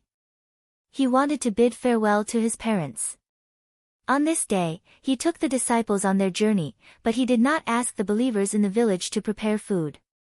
When they left the village and walked in the wilderness, one of the disciples asked, "Respected guide, if we can't find the village, what will we eat today?" Yoho replied, "There will be food. Please follow my example and pick up a stone each and carry it with you." As he spoke, he reached out and picked up a stone for him. Seeing that the stone Yoho took was relatively large, the stones that the disciples picked up were also not small. Only Peter was the most quick-witted. Thinking that they still had a long journey ahead, he took a very small stone and put it in his pocket. They walked until evening, and indeed, they did not see the village. When they sat down to camp, Yoho said, "Take out all your stones and put them in front of you." Then Yoho led the disciples in prayer. After the prayer, he waved his staff and asked the disciples to look down at the stones in front of them. At some point, the stones had become flatbread, exactly the same size as before. All the disciples could eat their fill, but the flatbread in front of Peter was smaller than half an egg, just like the small stone he picked up. The next day, when they crossed the Jordan River and entered the territory of Bethlehem, they were met with an unprecedented welcome. 5,000 people came to the river to welcome them. No one knew who spread the news that the son of Holy Son Yoho would come today. Some came to treat the son of Holy Son Yoho, some to listen to Yoho's preaching, some to see the legendary son of Holy Son Yoho, and some just to watch the fun. The scene was noisy, and more than 5,000 people spontaneously gathered. One could imagine how chaotic the scene was. The disciples were exhausted from maintaining order for the son of Holy Son Yoho. They tried their best to make everyone see Yoho standing on the slope. Yoho looked at everyone at the scene with deep compassion in his eyes. His voice clearly reached everyone's ears, and he preached for the whole day. After dark, the crowd did not leave. The exhausted disciples begged Yoho, "Please let them all go. It's already dark, and everyone hasn't had dinner yet." Yoho shook his head and said, "This place is too far from the nearest village, and they can't make it back in time. Let's prepare dinner for everyone." A disciple said, "We don't have that much food. During the day, a child offered you lunch. There were 2 salted fish and 5 pieces of flatbread. You haven't had time to eat it yet." Peter thought of Yoho's miracle of turning the stones into flatbread and hurried to find the stones. However, the meadow was clean, and there was not even a piece of gravel. He wanted to search further away, but he was stopped by Yora. He heard Yora instructing his disciples, "Tell them to be ready. 50 of them will form a group and lead the people in prayer. I will personally distribute food to everyone." 5,000 people prayed on the grassy slope by the river bank. After the ceremony, Yoho walked into the crowd and distributed the bread and salted fish in the bundle to everyone with his cane. He worked until night fell and everyone was full. At this time, someone noticed the transformed staff and muttered, "It's really the son of Holy Son, and he's holding Moses' staff." Legend has it that when Moses led his people back to his hometown, he cooked a pot of soup and let everyone eat their fill. Yoho's staff was originally made for Ammon by Crazy Ol, and it contained the ventusalm, which was refined into a spatial artifact. When it was completely refined into a divine artifact, it was naturally an even more magical spatial artifact. Yoho had already asked Madanzo and Link to prepare enough food to carry with them. It seemed that he had already predicted what would happen today. The first thing Yoho did when he arrived in Bethlehem was to cause a great sensation. Those who praised him spread the story of the son of Holy Son everywhere, and those who were hostile to him were even more convinced that he was a deceiver and a great threat in the future. The priests of Bethlehem also made a decision to send a letter to Salem, warning the elders of the Temple of Aloha that an extremely dangerous person had appeared. Yoho was well aware of this, but he said nothing and returned to his hometown in the countryside of Bethlehem, a place called Nazareth. The villagers living in Nazareth were very familiar with Yoho. When he was a child, he helped his father with the carpentry work, making tables and chairs for people, and repairing carriages. Later, Yoho left home, and the villagers still felt sorry for him. When they talked about Yoho, they often sighed, "What a pity for that child of Joseph's. He could have become the best carpenter in Nazareth, and even made furniture for the king."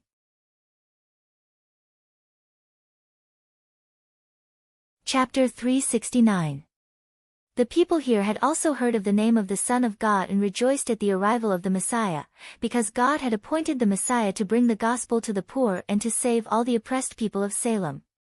As for the carpenter Joseph's son, also named Joseph, people thought that it was just a coincidence of the same name. But when the legendary Messiah arrived with his disciples, the people were surprised to find that he was that Joseph. People began to talk about it. How can he admit that he is the Son of God? Everyone here knows that he is the son of Joseph the carpenter. What tricks did Joseph learn in the Iga to confuse so many people? I watched him grow up. He is not the son of God, he is just a carpenter in a small village. Amid the doubts, Joseph's preaching was no longer so popular, and he looked like a fraud and a liar. It was no wonder that the villagers would have such doubts and thoughts. They had always regarded Joseph as the same person as themselves, and it was difficult to accept his change. On the other hand, Joseph did not return to his hometown in glory. He still wore a coarse robe and held a cane made of tree branches. There was no crown on his head, no halo on his body, and he did not even sit in a carriage. Instead, he led his disciples on foot, and he still looked like an ordinary person like the villagers. If he was the legendary son of Allah, not only would the villagers not believe it, even his parents would have doubts in their hearts. If Joseph had become an official or made a fortune outside, and had a high status, people might have been more willing to accept the change in his identity if he had come with a splendid fleet of carriages in fine clothes. Joseph understood all this in his heart, so he no longer preached anything to the people of his hometown.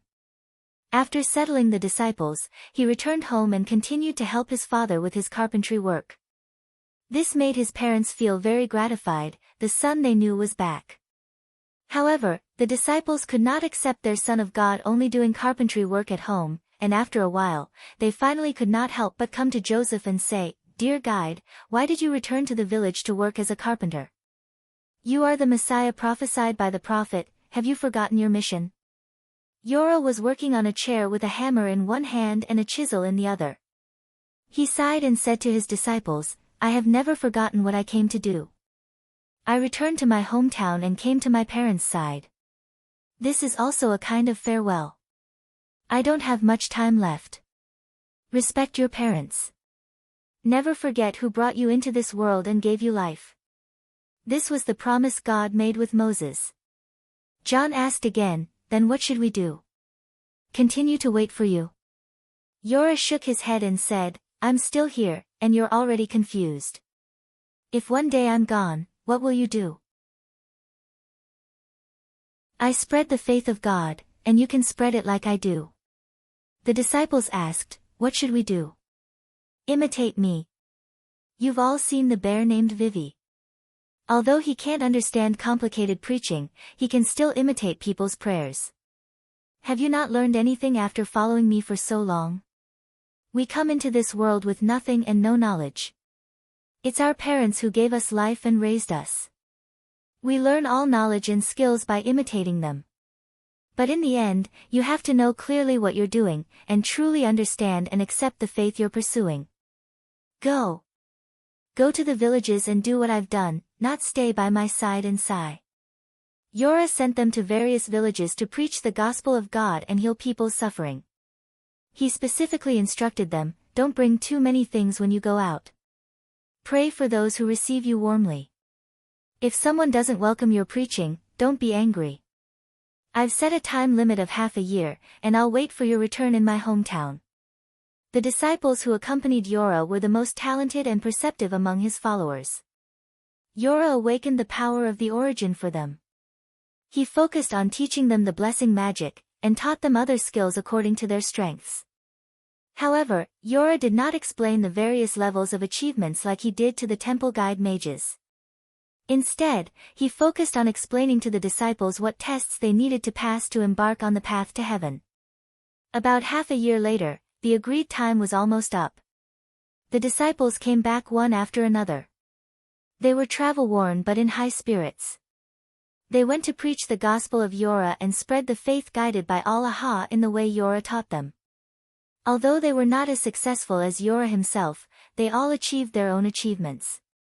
When the disciples gathered again, they excitedly talked about what they had seen and heard.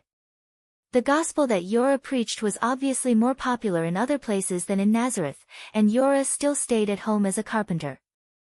The disciples could not help but analyze the matter. In fact, they all knew very well what caused Yora's encounter in his hometown. Peter sighed and said, "Why don't the people of Nazareth understand that Yora is the real Son of God?" Judas said, "They have their own deep-rooted views, because Yora was born and grew up here, the son of an ordinary carpenter." When they heard the name of the Son of God in the past, they thought it was a coincidence. The name of the Son of God, Yora, will spread throughout the continent along with his deeds, and when people investigate his origins, they will still mention this matter. Peter slapped his thigh and said, "How can Yora be the son of a carpenter?" No. The deeds that will be spread in the future must have a new interpretation, and the Son of God should be the Son of Allah, born by the influence of the Holy Spirit. Make such an explanation to people, and everything will seem perfect. The disciples had long been convinced that Yora was the legendary Messiah, the king of Salem who would build a new kingdom. As they talked, everyone began to look forward to the future. Some people thought that soon, Yora would become the king of Salem, the ruler of the Salem plains, and would lead the Salemites and the Samaritans to build an unprecedentedly powerful kingdom, replacing the Maro Empire. Just like the belief of God's guidance that Yora had spread, it had gradually replaced the authority of the priests of the temple among the people. The disciples' vision of the future soon turned into a discussion and debate. They were all thinking about what positions they could hold in the court of the new kingdom in the future. For example, who could be the prime minister, who could be the minister of military affairs, who could be the minister of internal affairs, and so on.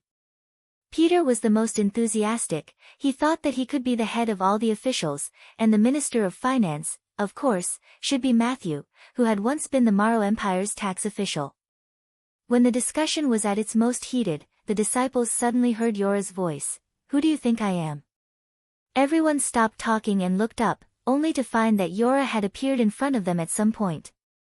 Although Yora had been working as a carpenter at home during this time, he was very clear about the affairs of the disciples, and often went to the countryside of Bethany across the river to see Maria, so no one knew how he came back and forth, and no one had met him on the road. Hearing Yora's question, the disciples replied, "At first, you were thought to be the successor of John the Baptist, later, you were thought to be another prophet who brought the gospel, and now, everyone knows that you are the Messiah appointed by God, you are the Son of God who came to earth, and you will also be the King of Salem. Everyone is eagerly looking forward to you going to the city of Salem and completing the great work of the prophecy." Yora sighed and said, "You have followed me for so long and witnessed everything I have done, but you still do not fully know who I am, and today it is necessary to make it clear. Yes, I am the prophesied Messiah, and I have never taken the initiative to proclaim myself so. Because once people learn of my arrival, they will arouse the desire in their hearts, and the king of Salem they desire is a king who will conquer the Maros and provide them with everything for free, allowing the Salemites to rule the continent. That is not the king I will be. The seeds of my holy temple have been sown in the hearts of the people, and all you have done for the past 6 months is to spread this holy temple all over the Salem plain. When people learn the truth, they will probably be disappointed, and then angry, thinking that I am a liar. However, I am indeed the Messiah, and God did not deceive anyone. Unfortunately, I have seen that I will be engulfed in anger, and those who hate me will deal with me as they did with John the Baptist, and I will bear their sins. You may not understand why, because those people are also believers of God, but when people think that they act on behalf of the supreme God, they also lose their souls, or it is only in the name of selfish desires. One day in the future, the faith guided by Allah will spread throughout the continent along with the gospel I have spread. The Olympian gods believed in by the Maros will retire at dusk and disappear into eternity, becoming a legend, and the deeds of me, Yora, will become another legend. People will also wake up to who I am and what they have done. I have come to earth not only to spread the gospel of Allah and build a temple in the heart, but also to fulfill my quest and vow. If I prove my vow, will people be able to usher in the world they have imagined? I do not know the answer, because at this moment, like you, I am still searching. I have only pointed out the way to heaven, and they are not in the magnificent and towering temple, but only in the soul. How to view divinity and human nature, and do they contain the same source? I hope to find the answer in Yora, but perhaps it is not the final answer. Will the world become a better place after me? I have left hope for the world, but the distance to heaven is both near and far. The disciples listened attentively to the preaching of the Son of God, and finally understood one thing completely, that Yora was not the Messiah that the Salemites had been eagerly awaiting for 100 years. It was not that he was deceiving anyone, he was the man, but people had their own assumptions in their minds.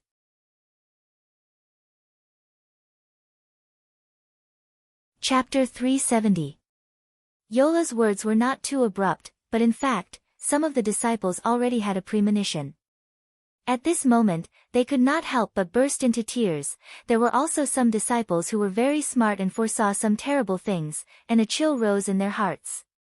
Yola finally said, "It's almost time, pack up and get ready to go, we will go to Leng." That night, the disciples packed up and went to rest, but the three disciples, Peter, John and Jacob, could not sleep. They quietly walked out of the tent and went to a hill outside the village, wanting to pray quietly at a high place to calm the chaotic thoughts in their hearts. At the same time, Yola also walked out of the house and came to the mountain outside the village, calling, "Moses, Ilya, come out." Both of these angels had once been prophets of the Kurang people, and Moses had led his people back to the plains of Duk, and these people were the ancestors of the Kurang people. And Ilya had been the high priest of the shrine of Leng, and it was he who left the prophecy of the coming of the Messiah.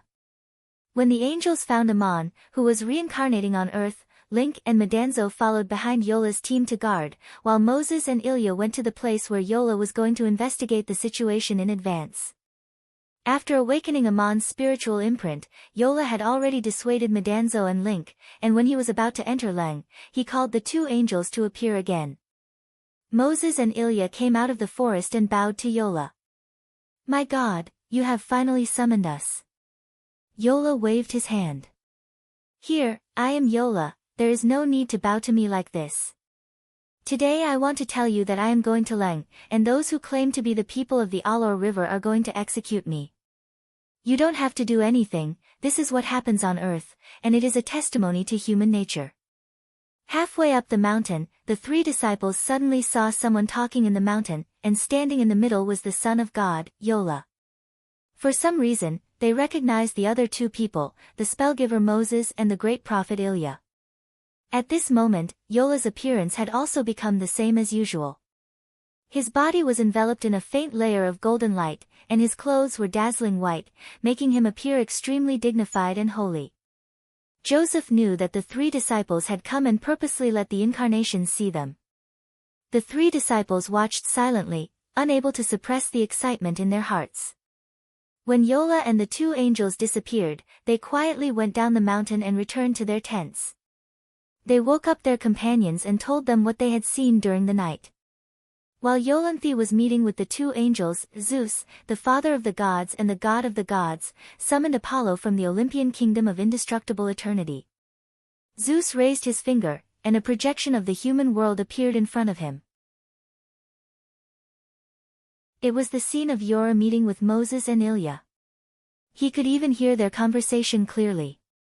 When the light dissipated, Zeus stared at Apollo without saying a word. His eyes were sharp and gloomy. Apollo felt uncomfortable under the invisible pressure of Zeus's gaze. He quietly took a step back and lowered his head.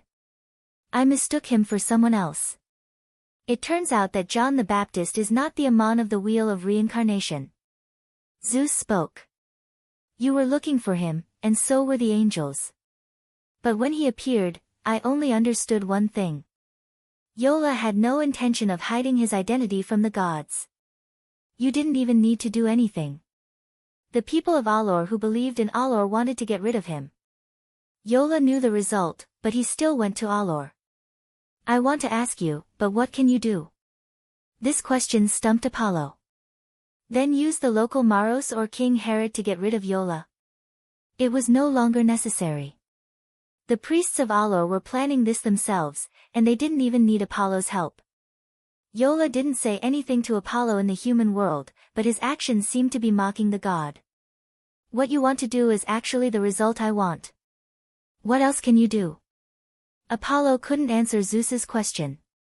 He could only ask in confusion, "Father of the gods, if Yola died in the hands of the people of Alor, what would happen to Aman? Would he continue the wheel of reincarnation, or would he return to his divine kingdom?" Zeus replied, "Didn't you hear what he said to the two angels? Amon's spiritual imprint has been completely awakened, which means that his cultivation of entering the human world has been completed. His previous actions had already made his mind clear on the path he was looking for, and if there was a special opportunity, he would be able to find it. Then, he awakened Ammonius' spiritual imprint. Yola now is a bit like Pythagoras in the past. He has the soul of a god in the body of a mortal. As long as he is willing, he can return to heaven at any time. Even if someone killed Yola, they can't let Ammon get lost in the wheel of reincarnation. But his current realm should be higher than Pythagoras's. This is not a simple matter. Apollo was shocked. He asked again, why did Yola do that? I still don't quite understand the path he is seeking. Zeus narrowed his eyes and replied, do you remember what Ammon said when he was shot down by an arrow? He doesn't want to become a god like us. Even if all the temples in the human world are destroyed, he doesn't care. He wants to transcend that so-called ghostly cultivation method. To confirm the vow he made long before he transcended immortality. Now you see it. Ammon's shrine was indeed destroyed. Apollo said, but Ammon is also from the Ellora River. The shrine of the Ellora River still exists on the Dilang Plain. I find it strange too. Did you deliberately preserve the temple of the people of Ellora River? Zeus nodded, then shook his head. I did not deliberately preserve it, nor did I deliberately not preserve it. I did not descend to ask the Maro Empire to order the demolition of the temple of Ellora River in the Ellora River. On the other hand, this is indeed the best way for the Maro Empire to rule the area. In fact, I also want to see how things will turn out. Apollo asked carefully, I'm afraid you didn't expect Yola to be murdered by the priests of the Ellora River Temple, did you? Zeus frowned slightly. No, I vaguely thought that the transcendence that Ammon pursues must be a process of seeking proof. If he doesn't build another temple, then what is about to happen is the best explanation. Apollo asked, then what realm does Aling have now? Zeus said, at this moment, I can still see through him and understand what he is doing. If he returns to heaven now, no matter how different the path of seeking proof is, he will have the same realm as me. We are both gods, able to merge with the world created by other lords of heaven. This is his foundation. No matter what he has sought in the past 300 years, his accumulation has finally reached perfection. Apollo blinked. I still don't see the difference in the achievement he seeks. Isn't it just the one and only God? Zeus smiled bitterly and nodded. At least for now, that is indeed the case. But what will happen in the future, I am not sure. His ambition is so great that he did not hesitate to give up all the divine power in the world. After Yola's death, it also means that Ammon's last divine realm on the Ellora Plains has disappeared. Even if the temple is still there, it is no longer his divine power source. This is a different path. I'm afraid that even he himself does not know what it means. Perhaps he knows what kind of god he will become, but what will happen to the human world? I am thinking, and he is also thinking, but no one can say for sure. Apollo revealed a thoughtful look. In other words, after Ammon returns to heaven, he will still be the same Lord of Heaven as before, but his realm has reached perfection, and he has the achievement of a god of gods like you. I think that if he has such a foundation, it will be the same whether he goes to the human world or not. Why bother going through all this trouble? Zeus put his hand on his forehead and said, this is the accumulation of knowledge, the clarity of the path found in the soul, and then the practice. Once he returns to heaven, he will need to refine all the knowledge he has accumulated in order to ascertain whether he will reach a higher realm. This is something that even I do not understand. Apollo stepped forward and said, Father of the gods, you don't seem to dislike him. Zeus looked at Apollo with a slightly mocking expression and said, I have no personal grudge against him. The divine realm of Olympus has spread all over the continent, the temple of Ammon has been abandoned, and I have completed the verification of the god of gods. What else can I argue with him? Even if I lose my divine realm in the future, I don't care. You see, the Potsdam Empire built by Marduk has now disappeared, and the continent believes in the gods of Olympus, but has Marduk ever come to me to settle the score? You will not understand before you reach the realm. Apollo said worriedly, do you mean that the divine realm of Olympus will disappear like Ammon's divine realm, or be replaced by the divine realm of Giat, and you don't care? Zeus waved his hand tiredly and said, it doesn't matter, it's actually a matter of the human world. Apollo, what's wrong with this eternal heaven? If Ammon wants to torture himself so much, then let him. If I were you, I would not care about all this, and I would not go to Talon to watch the show. Apollo was startled. So you already knew that I would go to Talon to witness all this?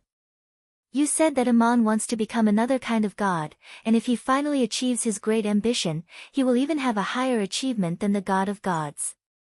Don't you have any ideas about this? Zeus smiled helplessly. You really don't understand things. I can tell you that I have no ideas. My wish has been fulfilled. The Olympian heaven has become the ideal eternal world, and I don't need to do anything else. Apollo, I also want to ask you, if you want to become the master of heaven, can you succeed? For gods, this is not a matter of whether they want to or not, but a real wish. Apollo replied, I have such a wish.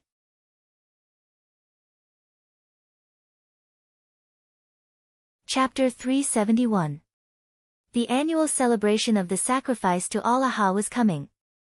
This was the grandest festival of the Silurians, and people from all over the world flocked to the city of Salem to pray and thank the gods for their blessings. Along with the sacrificial ceremony was also a folk carnival, with various celebrations lasting for a full 7 days. This celebration originated from a legend in history. Nearly 400 years ago, when Moses led the ancestors of the Silurians back to their homeland, they were blocked by an evil god on the way and were trapped in the mountains, unable to move forward and without food. Allah performed a miracle, and the dewdrops on the leaves of the grass turned into small frost-like snacks that were very delicious to eat. Picking up these snacks every day was just enough to fill the people's stomachs. Moses and the miners of Duk, who had experienced all this personally, knew that it was a god who called himself Bakri who was tempting them in an attempt to make the miners of Duk abandon their faith in the one and only God, Allah, and worship him. Moses walked down Mount Sinai with the 10 commandments that he had agreed with Allah, crushing Bakri's plot. But history had been passed down to this day, and it had changed. In his later years, Moses' assistant and Aesop's friend, Joshua, collected all kinds of information about Allah's miracles, the history of the people, the praise of the gods, and so on that circulated among the Silurians, and also compiled a Silurian Bible, which later became the scriptures in the temple of Allah. The snacks made of dew dripping from the leaves of the grass were the food that Allah gave to the people to show the miracles. That was what was recorded in the scriptures in the temple. Not only that, when the Duk miners left Igut, Seth, the king of the Ennead, sent an emissary to carry out a series of obstructions, and Moses and the others suffered greatly. But in the current records of the temple, things were completely reversed, and the series of miracles that stopped Moses and the others became Allah's means of punishing the people of Igut, and it was to stop the pursuers of Igut. Word of mouth formed the historical memory, as if only such a legend could make their god appear perfect. However, the adaptation of history also raised another question. If their God, Allah, was really that omnipotent, why did Moses and his people suffer so much? The explanation given by the priests of the temple was that it was a test by God. In fact, Ammon himself had not yet transcended eternal life at the time, otherwise it would not have been so difficult to bring Moses and the others back to the plains of Duk. Nearly 400 years had passed. Every year, at the legendary time, people from all over the world would flock to the temple of Allah to thank the blessings of the past and pray for more blessings from the gods. The celebration was also a folk festival, and the city of Salem would be crowded with people, so Euron chose to go at that time. Our guide, said Peter, you have made a wise decision. When the Savior appointed by God comes to this world, he is bound to encounter all kinds of hardships, and Satan will bewitch people to hurt you, but there are many people who respect and love you, and those sinister enemies will not dare to act rashly. Euron, however, shook his head and said, choosing to go when there are the most people is not to let the people protect me, but to let more people hear the echo of Allah and witness my appearance. There were still a few days before the celebration, and Yoran led the disciples across the river and returned to the village where Maria was in the countryside of Bethany, which was the base they had stopped at some time, and it was also very close to Salem, making it very convenient to go back and forth. After crossing the river this time, they took a road further north than the one they had taken, located in the remote hills of the wild. In a valley, they met a group of people with terrifying faces. Seeing people passing by, these people cowered in shacks made of branches and did not dare to show their faces. Yoran stopped and ordered the disciples to find out who they were, and when the people heard that it was the Son of God, Yoran, passing by, they came out of their shacks and knelt in the valley and begged, "Are you the Son of God? We have heard of your name and deeds, please have pity on us, and pray for your salvation." It turned out that these people had a strange skin disease, their faces and bodies were covered with terrible scars, and the disease was contagious. The priests in Salem could not cure them, and fearing that more people would be infected with the strange disease, they ordered them to leave the city and live in seclusion in the wilderness. To return to the city, they had to get permission from the priests to confirm that they had recovered. Although the priests of the Holy Cathedral could not cure the disease, their detection magic could determine who had the disease and whether they had recovered. The disease was indeed difficult to cure, but fortunately they met Yoran today. Yoran reached out and stroked the top of each person's head, his fingertips carrying a faint, imperceptible golden light, which sank into each person's body, as if a gray mist had dispersed, and then the terrible scars scabbed and fell off. Yoran waved his hand and said, "Now you can return to Salem to see the priests, and after the examination, the priests will announce that you have recovered." The group jumped up in joy, cheering as they ran through the forest towards the city of Salem in the north.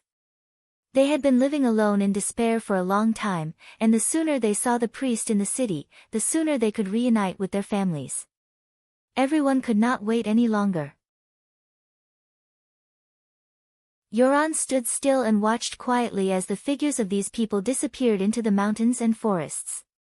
Suddenly, a man turned and ran back the way he had come, panting, and knelt at the feet of Yoran and said, "Son of God, Messiah, Savior sent by God, please forgive me for my rudeness, for I forgot to express my gratitude to you, and did not even leave my name and address. My name is W.L. Flom, and I live in Salem. I look forward to the opportunity for you to visit my house, and I will do my best to entertain you and your disciples." Yoran looked at him and smiled. "I saved a group of people, where are the others? You are the only one who came back to thank me, so I would like to thank you too."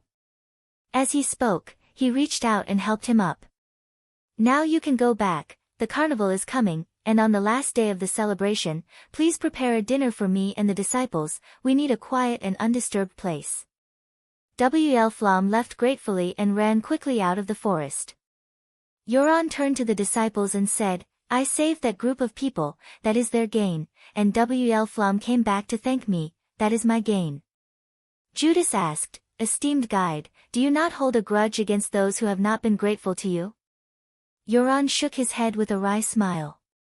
"There is no such thing as holding a grudge, I was just saving them, there is no dissatisfaction, and I am full of sympathy for their suffering. I did not talk about gratitude when I treated them, and when I was cured, I forgot about them." John asked again, "Then why are you thanking W.L. Flom?" Yoran said solemnly, "Not holding a grudge does not mean I will recognize it, and not needing gratitude does not mean I will not accept it. Only a sincere acceptance of that kind of gratitude could induce more people to follow my example.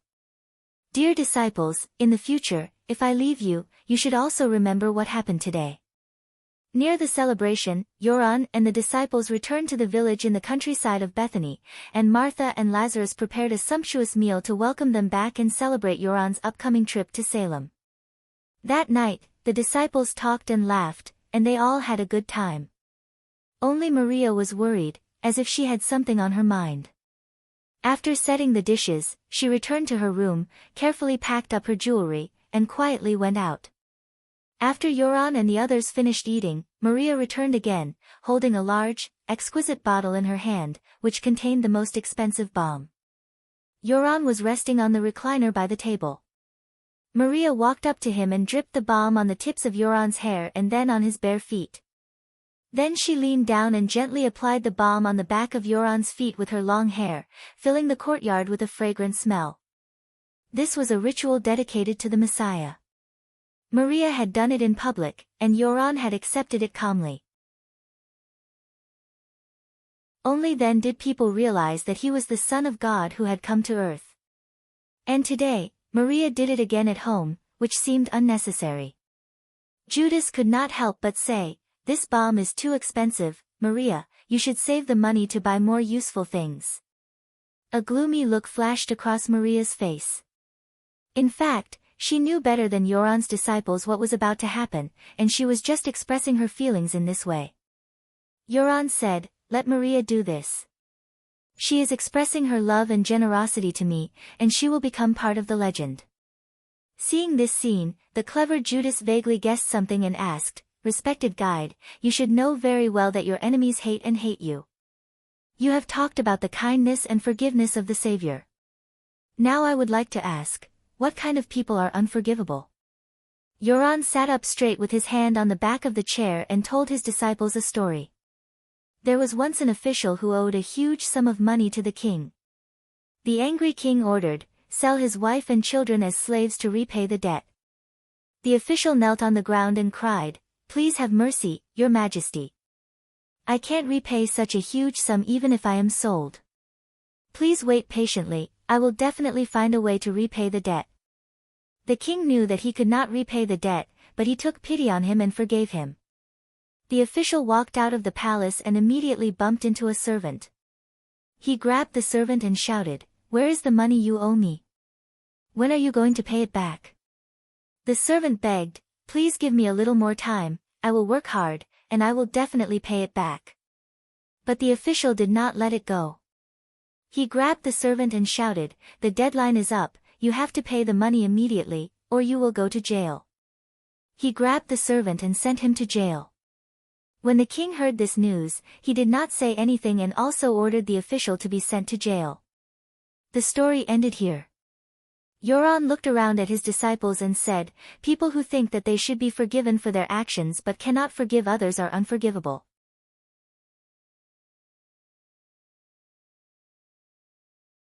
Chapter 372. The grand celebration finally began. Thousands of people gathered in Canlang, and it was lively and jubilant. People came from all directions, and every street became crowded. Yo and his disciples also left the village and headed for Salem.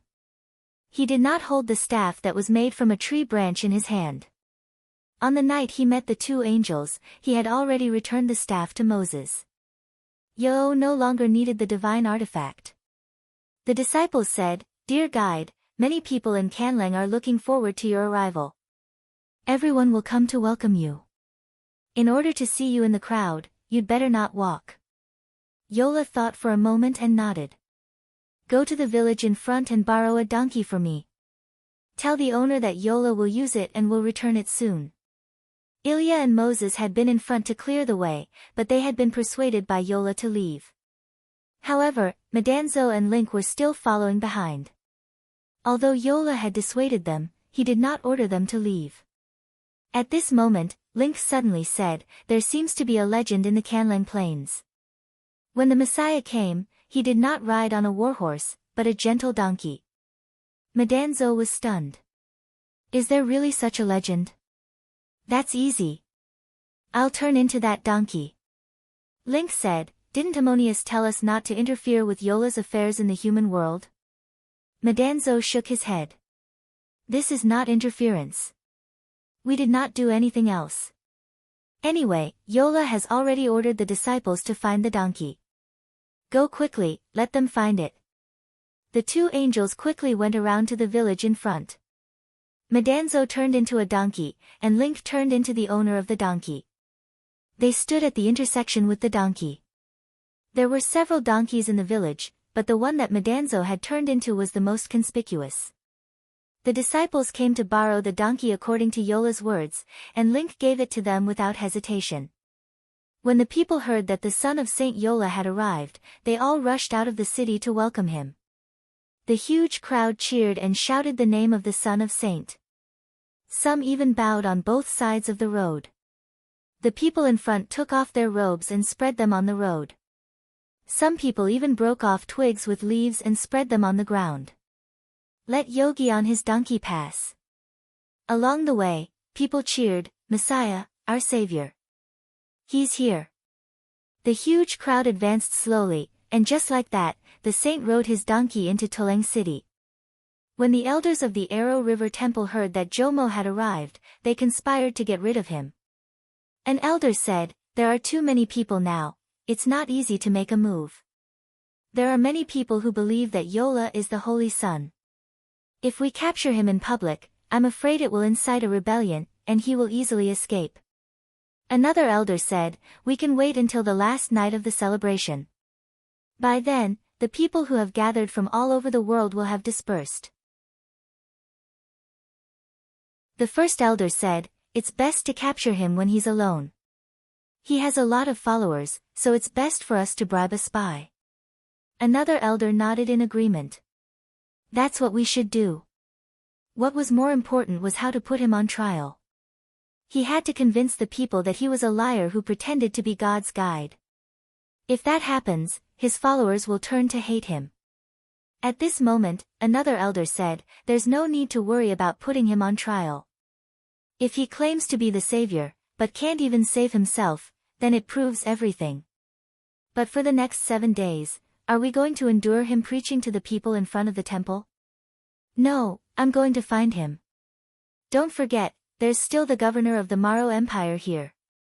What will the Maro people think of the self-proclaimed Messiah? Yogi finally arrived in front of the Arrow River Temple. This temple was first built in the era of David Solomon. After hundreds of years of repair, it had become more and more magnificent. It was far away from all the buildings and was on a high ground in the city.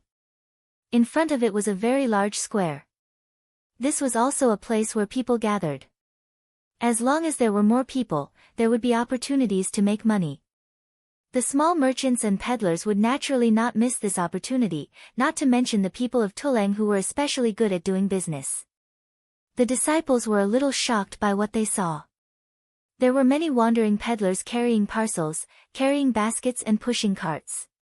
Carrying baskets, pushing small carts in the crowd, the sound of hawking rose and fell. These were secondary. Some people obtained the permission of the temple priests, or cooperated with the temple priests. They set up sheds in the plaza of the temple and sold all sorts of birds, persuading the pilgrims to buy them and release them as offerings to the gods. The birds in the square were flying everywhere. Feathers and bird droppings fell from time to time. The birds that were caught were frightened and dying in the cages. Many of the birds that were bought to be released fell to the ground in a small forest not far away. Someone caught them again and sold them again. Yogi came to the square and closed his eyes. He heard the sorrowful cries of all kinds of birds. His expression was solemn and there was a hint of anger. Seeing him like this, the followers realized that the Son of God might have something to say, so they waited quietly at the side. Sure enough, Yogi opened his eyes and said, "Those who truly follow me, go and destroy the stalls that are selling birds. Release all the birds outside the city." Jorg had never ordered his followers to do anything for him before. Today was the first time he had done so. Everyone clearly heard the Son of God's words. They pushed the stalls down, took all the cages, and released the panicked birds onto the city wall. After the chaos, the square became quiet again.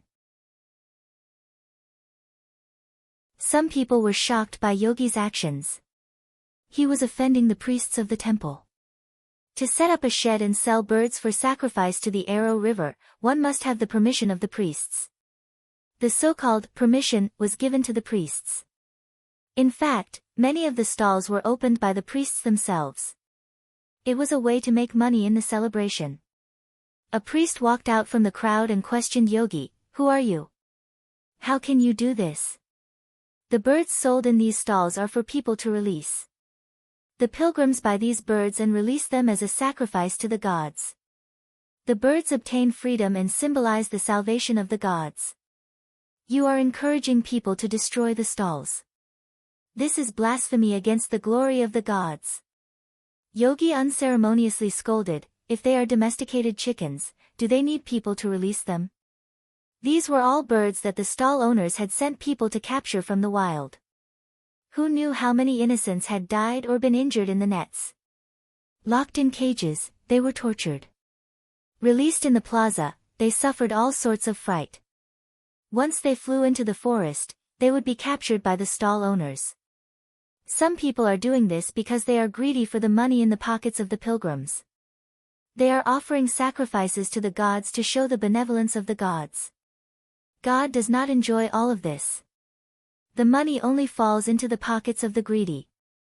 Don't think that the people here do not know that the stalls selling birds are related to the priests of the temple. Otherwise, they would not be set up in the square of the temple. What they are doing is blasphemy against the glory of the gods. If you think that releasing those caged birds is offering sacrifices to the gods and showing the benevolence of the gods, then why are you keeping them in cages and selling them? You should release those birds yourself. Isn't that right? The crowd roared. The priest's face turned red. He was so angry that his body trembled. He did not know how to refute. In fact, many people knew that the stalls selling birds were opened by the priests. Even if they were not opened by the priests must have received some benefits. However, Yogi still said this in front of everyone. This was equal to offending the priests who profited from the stalls. He really had guts. Who had the guts to do this in the square of the temple? He was looking down on the most authoritative person in this land. The priest was also very puzzled. At this time, someone shouted, "Priest, look carefully. This is the son of God Yogi." As soon as the priest heard this name, he shivered for no reason and slipped into the crowd with his tail between his legs. The people cheered and shouted Yogi's name. They gathered around the Son of God. Yogi raised his arm to signal everyone to be quiet. Then he began to preach to the people in the square of the temple. He did not know how many times he had preached, but today's audience was the largest. His voice was deep and pleasing to the ear. In such a large plaza, everyone could hear him clearly. Although he was wearing an ordinary robe, he seemed to be shrouded in a holy radiance. His followers firmly believed in his identity. No matter how they looked at him, they felt that he was dignified and holy. He looked like a mortal, but it also added a simple sense of mystery. After preaching, Yogi led the people in a prayer ceremony. When night fell, the city was still very crowded. Pilgrims from all over couldn't find a place to stay, so they rested on the roadside or in the open space. Yogi took his disciples out of the city and returned to the village of Bethany. The next day, they entered the city again. The next day, when Yogi continued to preach in the temple square, the crowds suddenly parted to make a path. A middle-aged man wearing a white robe and holding a luxurious staff walked in. Many people here knew him. He was one of the 12 elders of the Aluo River Temple. It was said that he was also a great mage. The people bowed to the elder. This was a habit they had developed over the years. The elder nodded to the people with a humble expression. He walked in front of Yogi and said calmly, "Yogi, I heard that you claim to be the Messiah in Elijah's prophecy. Yesterday, you incited the people to destroy all the stalls selling birds in the square?" Yogi replied calmly, "Elder, if you call me that, I won't deny it. As for why I destroyed those stalls, you should know the reason better than me. Do you want to accuse me?" The elder shook his head, No, I don't want to accuse you of that. You have your reasons for doing that. It will make it easier for you to win the hearts of the people. But those stalls were set up in the temple square with the permission of the Maro people. They also have to pay taxes to the Maro people. I came here to ask you a question. Should the people of Shalin pay taxes to the Maro people? The people bought those birds and released them as a sacrifice to Aloha.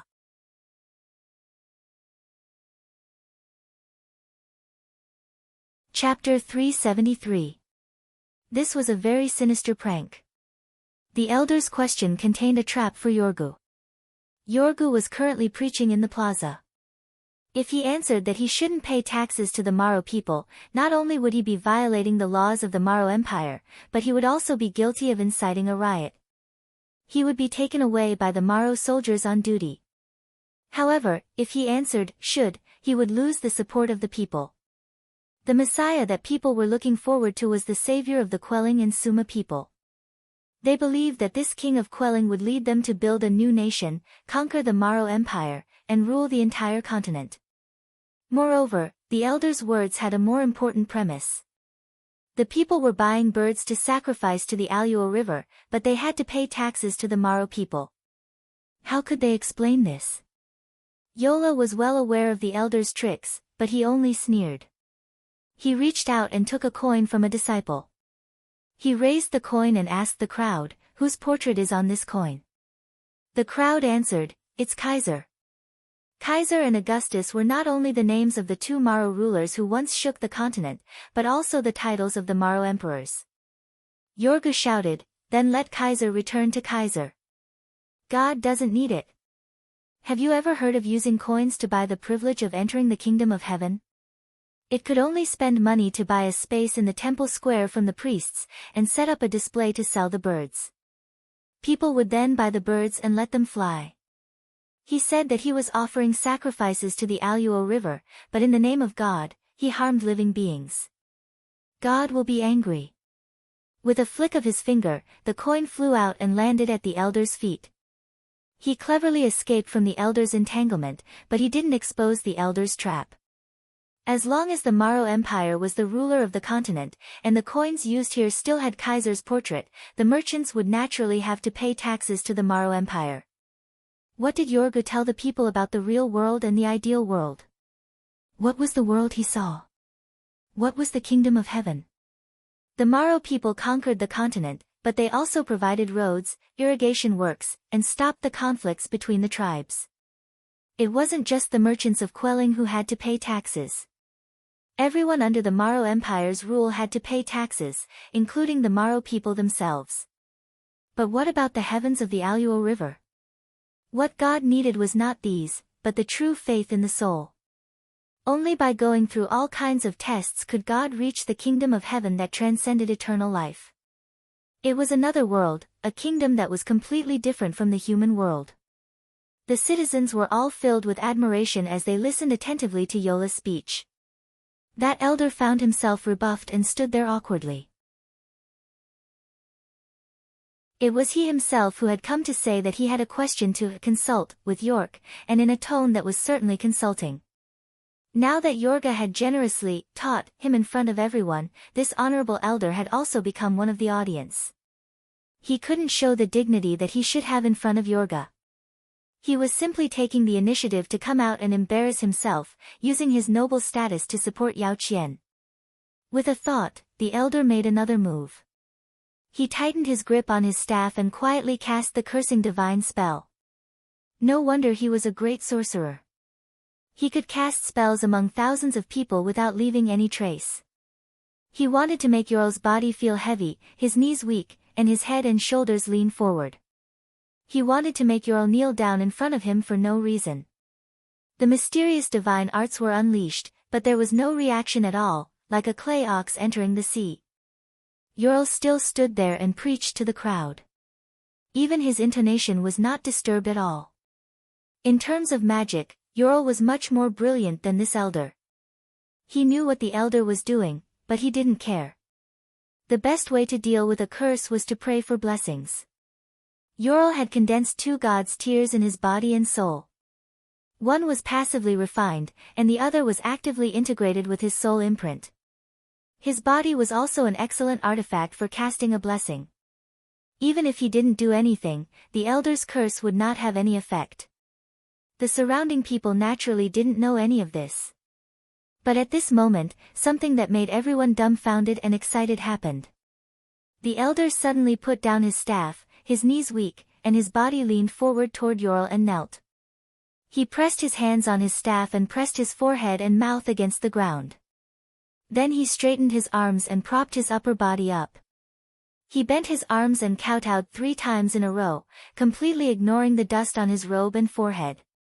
The 12 elders of the Aluo Temple of Shaling City were supreme existences that represented the authority of the gods.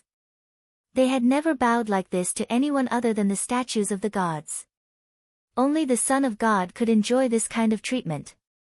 The elder's actions undoubtedly showed that he had wholeheartedly acknowledged Yorl's identity. The crowd was extremely moved. Since the elder had knelt, the crowd naturally couldn't stand. In an instant, the crowd in the temple plaza knelt down.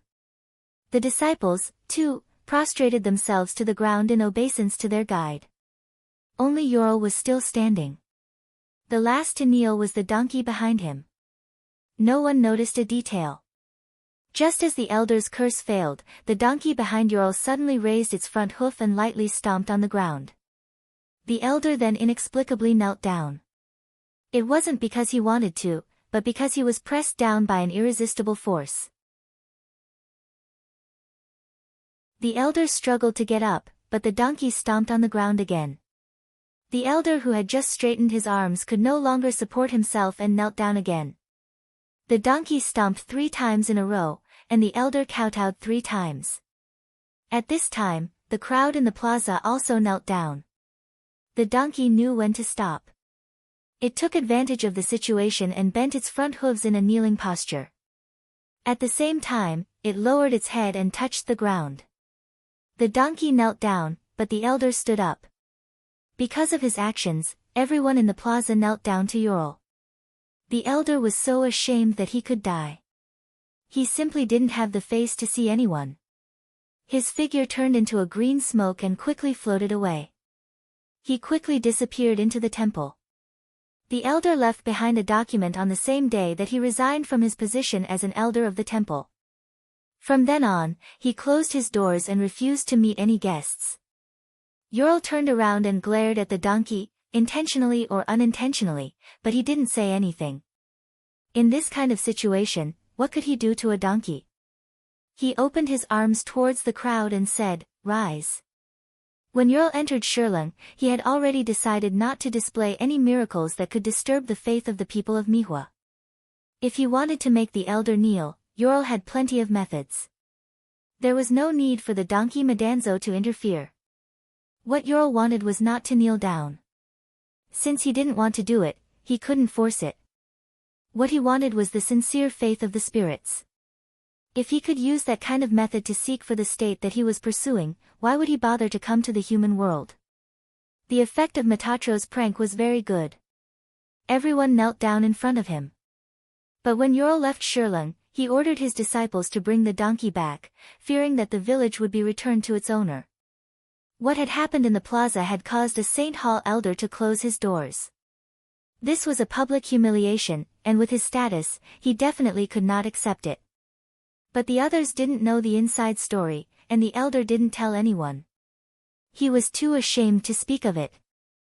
The other 11 felt a chill and fear in their hearts. If they had only wanted to arrest Yorl before, now they had unanimously decided to execute him. Yorl preached in the plaza during the day, and returned to his village at night. He entered Shirlung 7 times, and did not ride the donkey for the last few days. It was now the 7th day of the festival, and the celebration was coming to an end. The people of Shirlung were packing their things, and would leave the next day.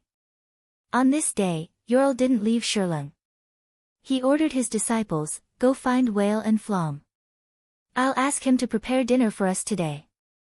It'll be in a quiet place where we won't be disturbed. Go wait for me there." Whale and Flom were the patients that Yorl saved in the forest, and the only one who ran back to Yorl to thank him.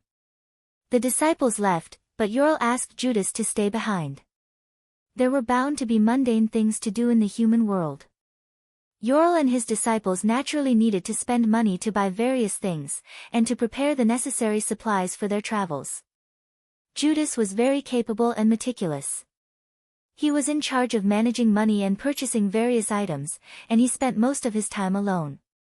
Yorl brought Judas through the streets and alleys of Shirlung. There were bustling crowds everywhere, but strangely, no one recognized Yorl. Yorl preached to the people in the plaza for 7 consecutive days. When he stood in the middle of the crowd, everyone knew that he was the Son of God. But when he blended into the crowd, wearing an ordinary robe and bare feet, he looked no different from the rest. Even if someone walked past him, no one would realize that he was Ural. Shirley covered a large area, thanks to the scale built by Link in the past. There were even some mountains, fields, and forests in the outer city. Johann brought Judah out of the inner city and into the outer city. He stopped in a remote place and turned around. Judah, my disciple. Do you understand why I gave you such a name? Judah's eyes widened in shock. You're right. Judas's shoulders trembled, and he looked as if he had been waiting for something for a long time. He prostrated on the ground and said, Respected guide, perhaps I should not address you as the Son of God, because you are that person. I didn't know the reason at first, but not long ago, I finally understood. Ural said calmly, Congratulations on passing the test of endless arising and ceasing cycle. May I ask what you understand? Judas replied, 400 years ago, Shirley had not yet existed, and the Great Flood had not yet arrived. This was a place called the town of Duk. A young miner by the name of Amen was lucky enough to excavate a precious god's tear. At that time, the lord of the Cape States of Igut, Rod Drick, brought a candidate adoratress to Duk in search of the god's tear. When the god's tear appeared, Lord Drick ordered his scribe to bring 30 gold coins to the young miner. But the scribe only gave the young miner 30 silver coins, and took away the god's tear in the name of goddess Isis. The young miner was not only unable to pay the 20 gold coins of taxes that his family owed, but he was also unable to do so. You're tuning into the Blissful Bookshelf YouTube channel. We're so grateful for your support, and don't forget to subscribe to join us on this incredible journey through captivating stories. Your generosity through donations truly makes a world of difference, as it's the primary source of revenue that allows me to expand and enhance this channel for you. Thank you from the bottom of my heart for being a part of this adventure.